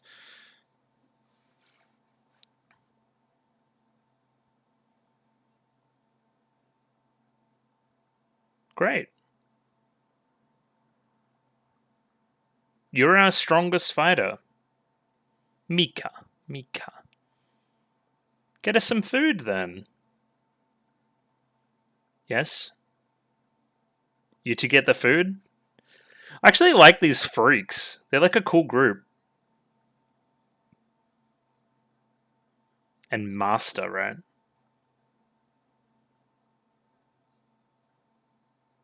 Okay. What's Elf9 up to?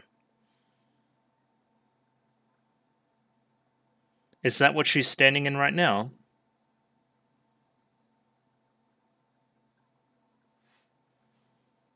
Dismantle the world. Yeah, I agree. Okay, yep.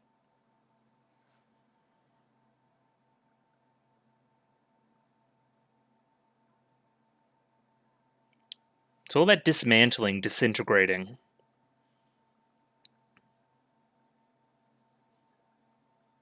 Oh, okay.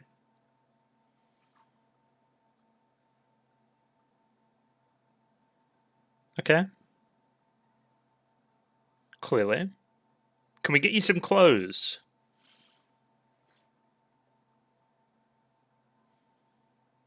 Created? Are you a clone? Or are you also just an auto scorer?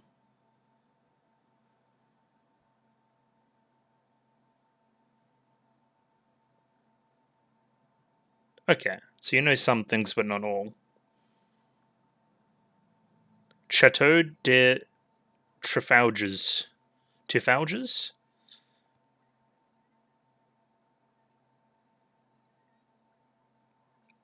Yes, what are we going to do with this?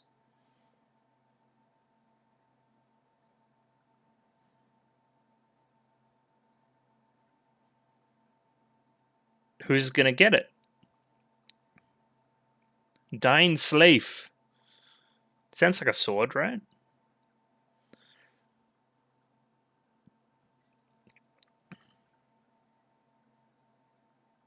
Okay.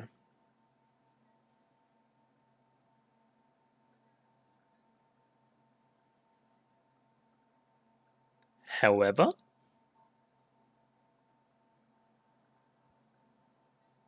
Okay.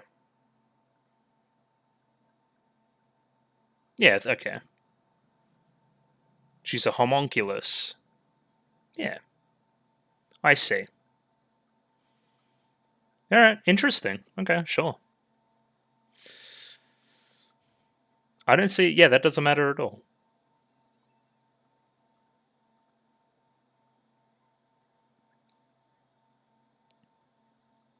Come on. You're not like 4.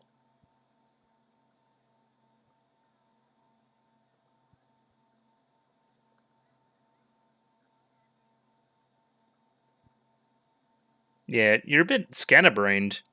A bit all over the place. Yeah, what's this parent stuff?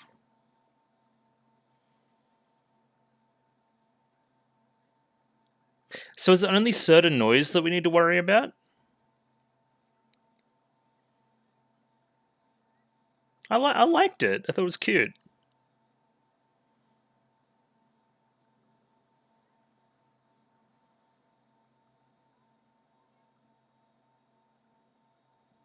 Always looking for that, huh? No, think back to last season. If we just talked it out, we would have been fine.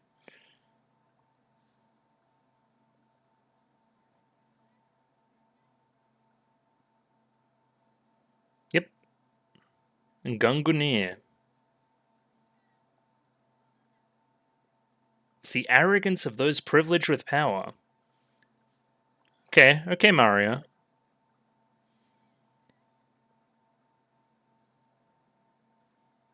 Yeah, those guys got their souls sucked. We should leave?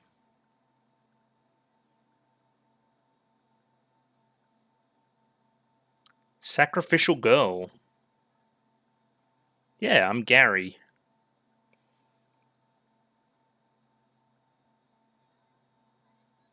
No, we've been through this.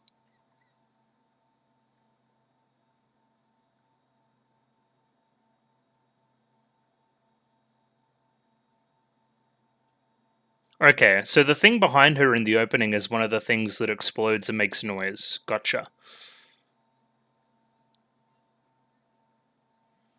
Alright, we're gonna throw you into a situation where you need to save your friends.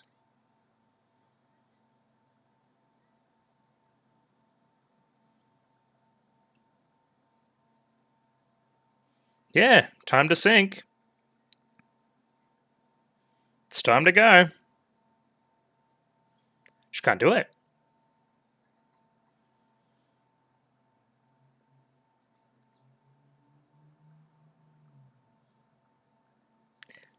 Okay.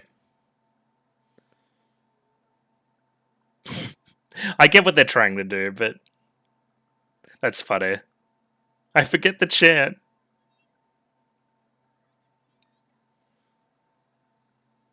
Alright, that's a nice conversation topic to finish off too. Why can't she remember the words? Think about it from that perspective, right? Because clearly it isn't she literally forgot, I forgot. There's a deeper emotional reason that she's not at peace internally. A little bit all over the place, a little bit scatterbrained. Some better worldview is being challenged. All sorts of stuff. It'll be interesting to see how we get out of this situation regardless.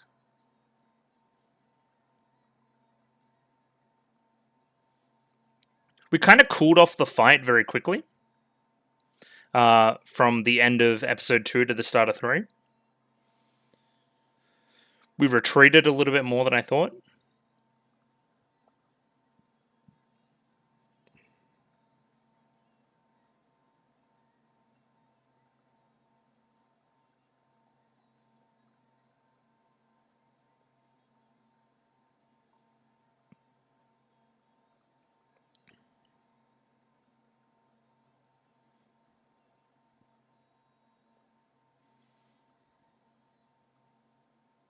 Cool. Felt like a lot happened in these 2 episodes too. Right, yeah, going to jump into a little bit of analysis on episode 3 of Symphogear GX. As I was just saying there at the very end of the ED, like in grand Symphogear tradition, there was a lot of content, and I'm going to get through it here. Hibiki's troubled. We have no Symphogears left, considering that Kirika and Shirabe can't use theirs because they're low on sync rate and need some linker, and Tsubasa and Chris can't use theirs because of they got damaged. They sustained major damage. So it only leaves Hibiki, who also can't use hers because she can't sing at the moment. She can't remember the words to fight, to activate the Symphogear, right? Even though there's somebody right in front of her who needs saving, she still doesn't want to fight. What does that mean? What does it mean to fight for somebody? Where do we draw the line? Carol is arguably fighting for people right now as well. Interesting, I'm not quite sure what to make of it. I did say last week, I remember saying that there was a marked difference between the auto scorers and Elf9 and Carol, right, in character design and sympathy and that kind of thing.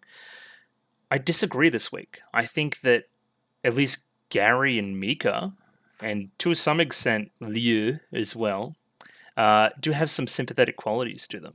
They're at least cool. I at least root for them somewhat in seeing that they're cool depictions of characters, right? Specifically Mika. Mika's first words were, "I'm hungry."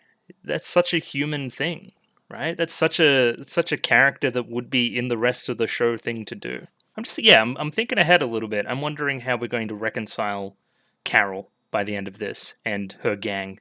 I do quite like the evil team now that I've gotten to know all of them. They've all got distinct personalities, distinct colors, different cool fighting techniques going on. They live in this cool clockwork palace place that seemingly has some chateau name, I think. And most importantly of all, we've got a classic piece of music from Itaba and the gang, which is just wonderful. I love that. The more songs they have, the better. Just about making strong. Why not? What a hit. What a bop. It'll sell 1,000,000,000 records, #1 on Billboard, top 10 for every year, all year, every year. Either way, jumping into the episode now. Should be good on a rewatch. I want to understand some stuff. We've got a little bit of that Naruto stuff going on where before the opening was all stuff we had just already seen. So the episode proper starts right here. Again, I'm not going to complain about having less stuff to look at considering how packed full of content Symphogear is. Either way, this is the Symphogear Ragnarok. This is continuing a little bit of our Norse theme that we have with Dwergdane's Legacy, with the whole dwarven thing. And when this happens, it clearly makes all their clothes fall off too, which is, again, a certain subset of the audience is going to enjoy that. Noise did this, Symphogear a noise-proof. Au contraire, we have created some noise that disintegrate everything. They destroy the world, destabilize the world, whatever. It's a microcosm of what Carol is trying to do to the entire world, right? And Symphogears are included. I don't know how we're going to stop this. I think that relic that we had in that container said that it can stop alka noise, so we're going to keep an eye on that. So what purpose did noise serve in the story? They're a stakes raiser for all characters that were not Symphogear in the past, right? If for some reason there was like some general public around that we needed to save and make sure that they're okay, then noise would be used as the main motivation there. As we move towards this Hibiki idea of saving people and wanting to use her power to save people, and it's a miracle that she's allowed to save people the way she is and can, it's interesting that we're also bringing in noise as a threat to the people that do save people. There's something in that, I think. Dissect the world is the term we use there. Carol wants to dissect the world using alkanoids or some different effect. So we've destroyed their relic, system destroyed, we've won for now, and then we're going to send the noise away. There's a part here where Liu literally says it's time to let a new cast take the stage, which is literally what's happening. It's a little bit meta for sure. There is a new set of cast members that are taking the stage for sure. Interesting stuff about the gender of Elf9 too, right? It's no gender. That's fine. We're still going to call her, apparently our Disaster Squad / song members think, which is okay. She can be whatever the hell she wants to be. Either way, genderless homunculus, clearly made in Carol's image, created a child, an offspring, theme of parenthood in the show. Something in that, right? We'll see the interactions between Elf9 and Carol, because Carol seemingly was uncaring to, or at least pretending to be uncaring about Elf9's plight, I guess, where she is and if she's in danger. And as predicted before, we get Kirika and Shirabe saving the day, at least for Chris. This flag that she's wearing as well is the same flag that they wrap Chris in later on. And we jump in and we get to see Kirika's transformation sequence here. I wish they were a little more personalized. I think that may be coming later in the series. But they're all very similar looking, just shots of the body, shots of the armor being generated. No real difference to the background, just kind of following the body and the suit being made. Again, it's very cool. And I really liked the work on her hat. as that kind of generated. I thought that was a cool touch. But yeah, I just wish there was a little bit more differentiation there. The warning light flashes, heaven, hell, which do you prefer? As we bring out a kill cultist, I believe this is. I'll cleave you in half if you want. Attention! Okay. I'm giving you attention. My past is shameful. Should you hide it, time will erase it. I wouldn't call your past shameful. You were just working with what you had at the time. I guess you made some bad decisions there, especially in like episodes 9 and 10 and stuff. Those were pretty bad. But again, you were worried. I don't know if you could be that hard on yourself. And time certainly will erase it. Everyone will forget about that by the time we're through here. I can read this one. Tinkerbell Tornado. That's actually kind of cool. How much time has to pass before I can see the future? I don't know. I think you're already on your way there. The wind is so loud, may I dream as well? Yes, you can dream. I'll kiss destiny in my peaceful world. What is necessary? To be strong. I say I kind of mix those up a little bit. And then we get Shirabe running in here to save the day. I can't fully hide my love and my longing. As Shirabe shows up, okay. And I think she says something to the effect of Zababa when Shirabe shows up. I've decided to be strong. As we make our grand escape, basically. My shine under the moon is real. I want to shed the light of hope on the world's love. There you go, you're singing some hero stuff. That's nice. We start to see a little bit of the sync rate stuff going on here with Shirabe. It was weird. Leah kind of said that she was going to chase them or something, or your diversion tactics won't work on me, and then she just kind of lets him go. I guess she gets the call to not pursue. So she asked Carol, right? Should I pursue? Clearly they don't care about the box all that much. I thought that would have been the main motivating factor. Why have we sent this auto-scorer after Carol, if not for the box? We didn't really achieve anything in chasing Carol. Why are you now calling her back? Was the true goal the whole time to actually just maim Chris? Maybe. Yeah, no need to pursue them. My orders are to retreat. And we get a name for this character finally. Farah. Hello, Farah. And they kind of throw these like butt plug things at the ground and they explode and let them go back to base.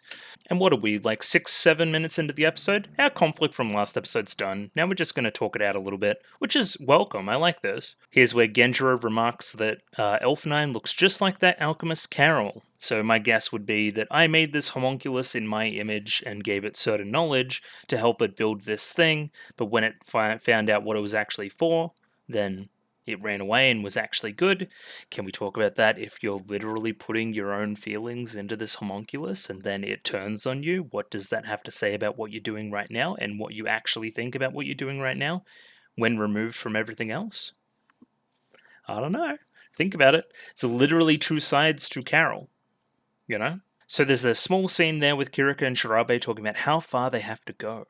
And then we get a flashback here to kind of receptor children HQ, right? We have Ver and Ryoko up the top there having a chat. We are gathered in a world of white walls and ceilings. We have no family to speak of. Here's Serena.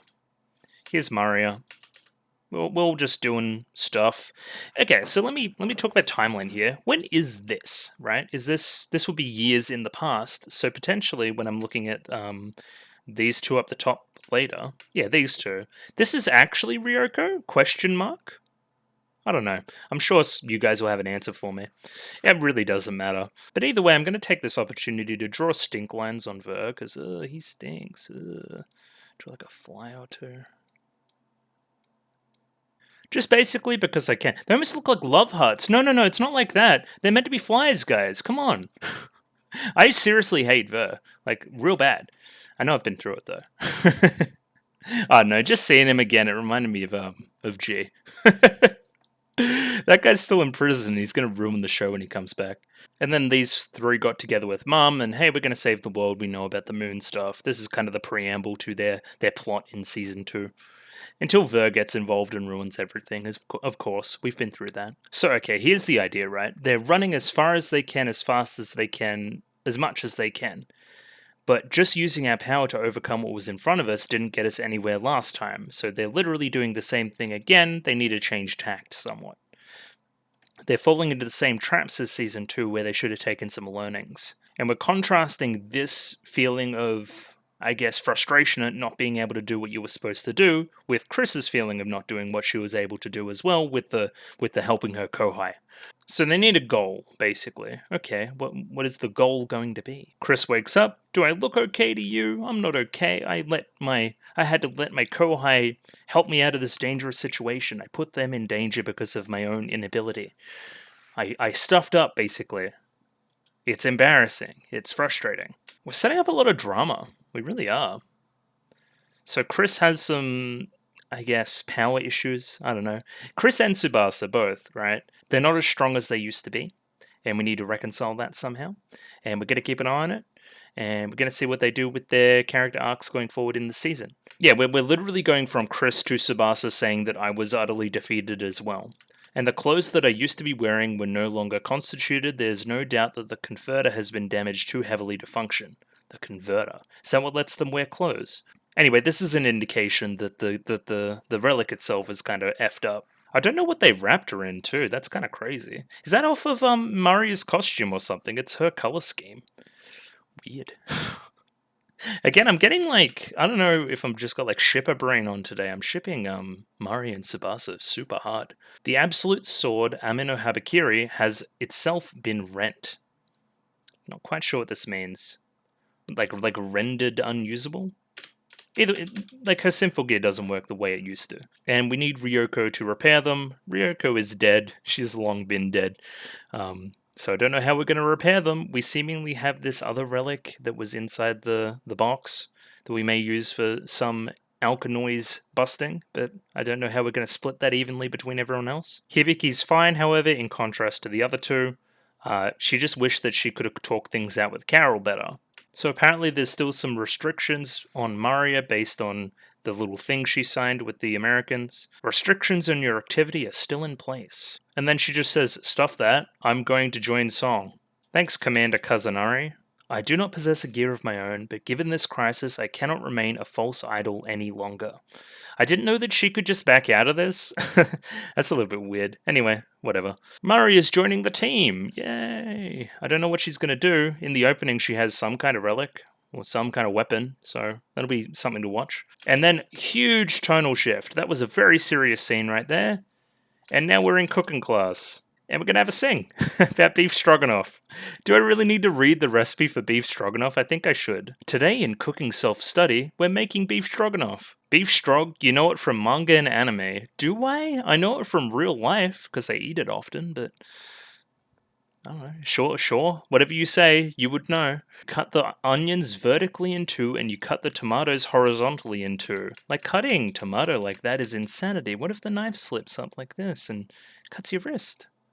Don't do this. Don't cut stuff like this. That's awful, right? I guess if your knife's sharp enough and you're skilled enough, but Hibiki isn't. She almost like killed herself with the knife and then did a really heavy-handed metaphor about it. It doesn't have to be beef, just sprinkle wheat flour on it. It's true. It's a crucial part of the dish. Put mushrooms with the onions and boil it with milk.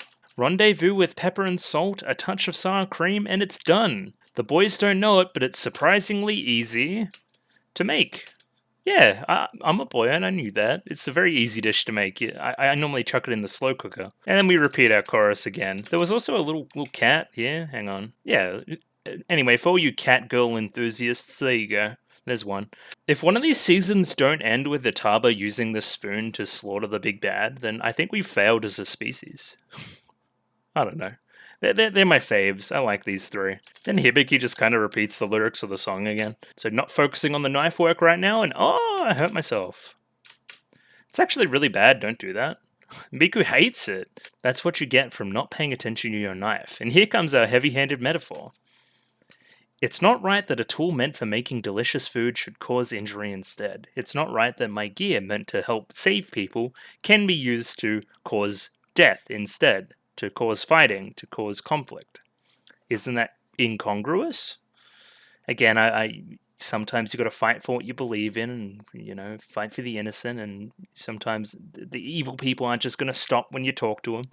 Lots of stuff that Hibiki needs to learn. She's still being very naive. But why can't the world be this way?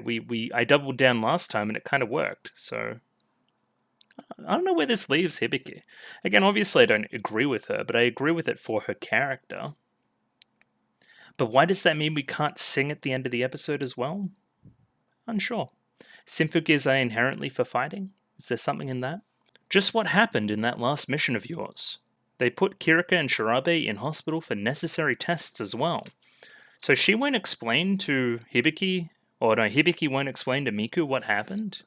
Is it classified? Does she just not want to talk about it? Either way, these two are bored in hospital, which is fair enough. And Miku's pouting because she won't tell her what happened. Don't worry, I'm sure we can understand each other if we just talk it through. But you're not talking it through.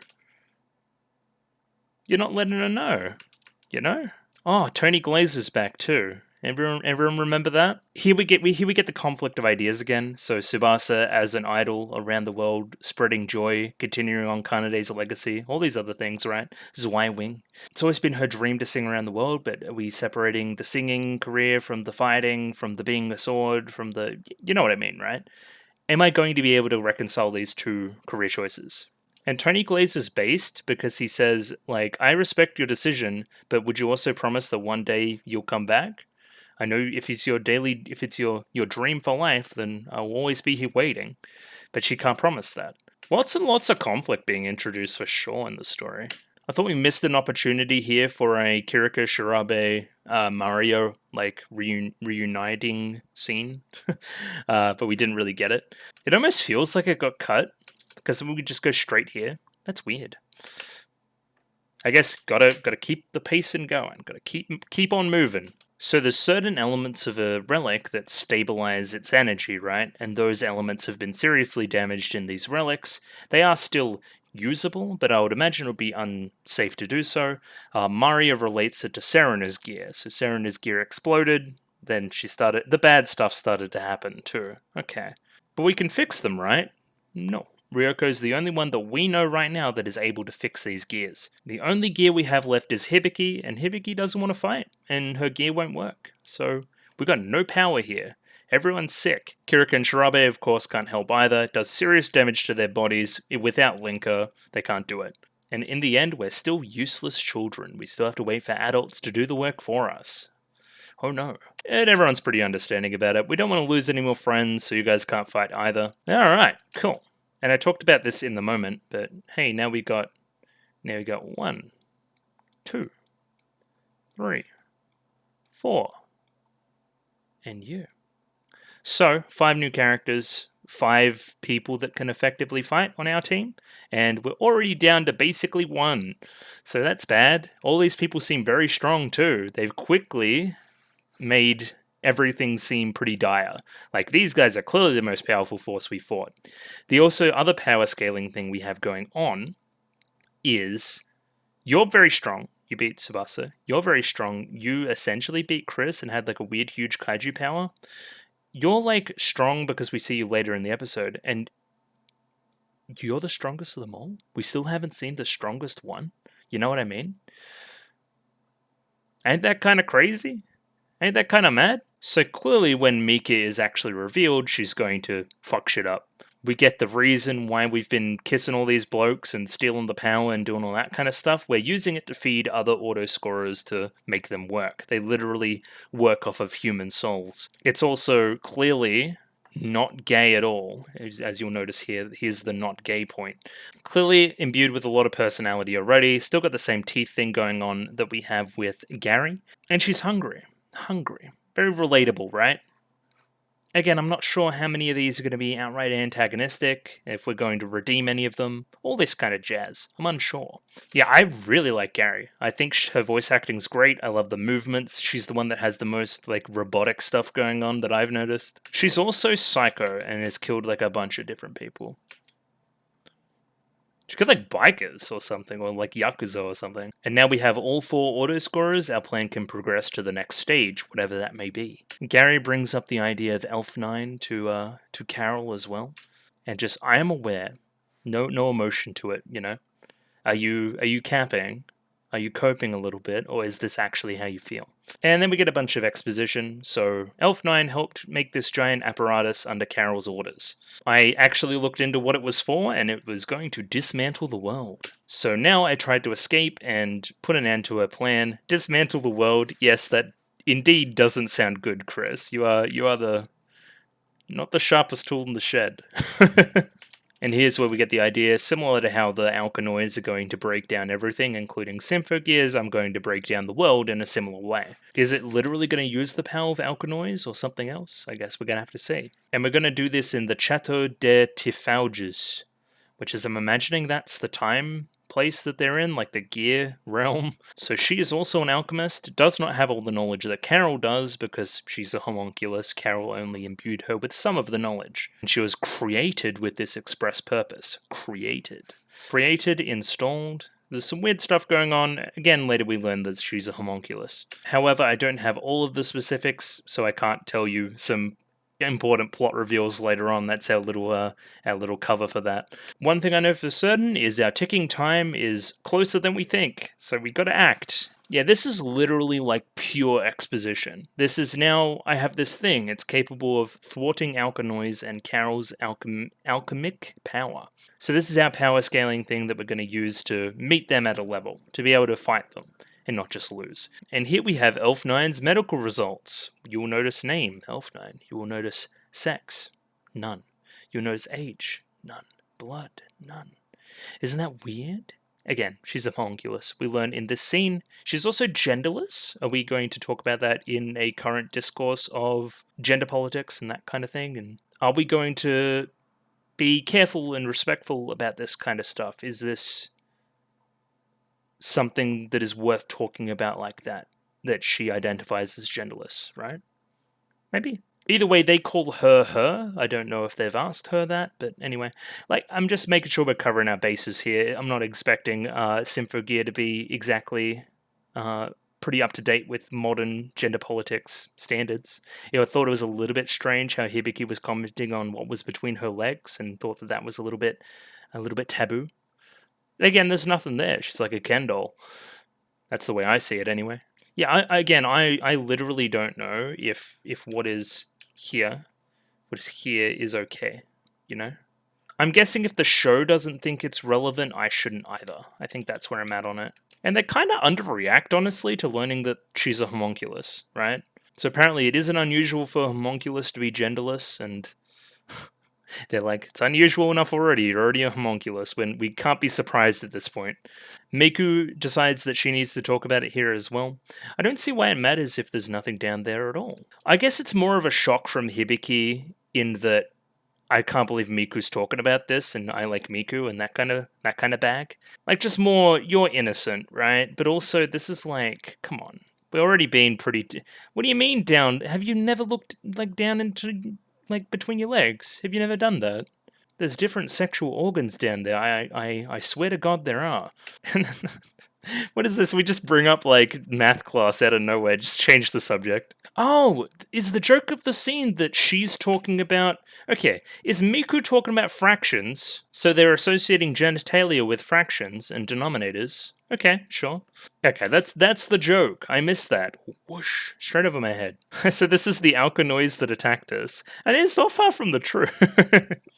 I like it as a piece of art. I like that. So my guess is it's specific noise have this ability. There's still cannon fodder noise that we can just beat, but certain ones have the ability to disintegrate our stuff. Again, Hibiki's bringing up this idea of not fighting them, and then Maria's like, are you running away then? But since I've synced with this Gungnir, this new Gungnir, it really troubles me to use a power meant for helping people to fight them instead. And apparently this is the arrogance of those privileged with power. With great power comes great responsibility. Is that what we're getting at? I guess. I don't know. It feels weird for you to be outwardly aggressive about being privileged with power. The arrogance of being able to pick and choose when you can use it. I guess you know about power. That's your whole thing from Season 2. Keeping an eye on it. I'm not quite sure what to make of it all yet. And it's oh shit, alright, there's conflict. We're just walking to school or something, or away from school. And Gary's just here, as the Holy Grail fills with memories. The sacrificial girl makes her appearance. Holy Grail fills with memories. Who is the Holy Grail? Are you the Holy Grail? Did you suck the memories from those guys? That would make sense. You're friends of Carol, right? Which makes me an enemy you must fight. Love the head movement there too. Yeah, right here, right? Great. Fantastic. Little smug smile too. I'm a Gary stan, I'm sorry. I'm already admitting it. We have these like almost D20 things that we're gonna hit the ground and those are gonna generate a noise. That's kind of what Hibiki has behind her in the opening. It's a constant threat that she's going to have to use her power to fight at some point. So we're going to put Hibiki in a situation where she must use her gear to fight to protect her friends. Let me knock your head down from the clouds to where it belongs. You've got your head in the clouds right now. You're being hypocritical, all these things again, arrogant. Come down to earth, see what's really going on, right? You're going to need to fight. Reconciling fighter Hibiki and saving Hibiki is going to be something to watch going forward. It was already a kind of a subtext theme in season 2, but it's clearly the text this time, and we're going to need to watch it. It is what we're doing. And this with an idea of miracles as well. Yeah, she tries to sing, no noise comes out. She can't sing, she can't activate the relic. And just like me, she says, oh, give me a break. It's not... Because they imply that she forgot the words, but again, there's a larger metaphorical meaning behind forgetting the words to fight, right? I can't remember the chant to fight, and Gungnir won't respond to my voice as a result. There's never been a problem in the past. What has changed? You are definitely not all together there in the old, like, emotional department. There's some stuff with the dad that we need to dive into in the family situation. And you're clearly shaken up about this split between fighting and saving, which isn't exactly a split. I think we can combine the two ideas to still be a helpful person in society. Interesting one to watch. This is seemingly the conflict for now. How are we going to stop this? How are the girls going to get out of this situation? Is somebody going to jump in and help? Who would that even be? It's all unclear. Maybe like an elf 9. I don't know. Either way, that's it for this week. 2 pretty good episodes, kind of continuing our streak there. Thought the music was good. It was good this episode. I like the opening a lot. I like the ending a lot. I think the individual character songs were a little bit same, but that's okay. The plot is intriguing. The big plus from these 2 episodes is I think the villain team is fucking awesome. I think there's some great characters in there. They've really got interesting abilities. They're really separate from one another. We're not covering any of the same ground there. And I think the depictions are interesting as well. I think they're somewhat likable. And I like that.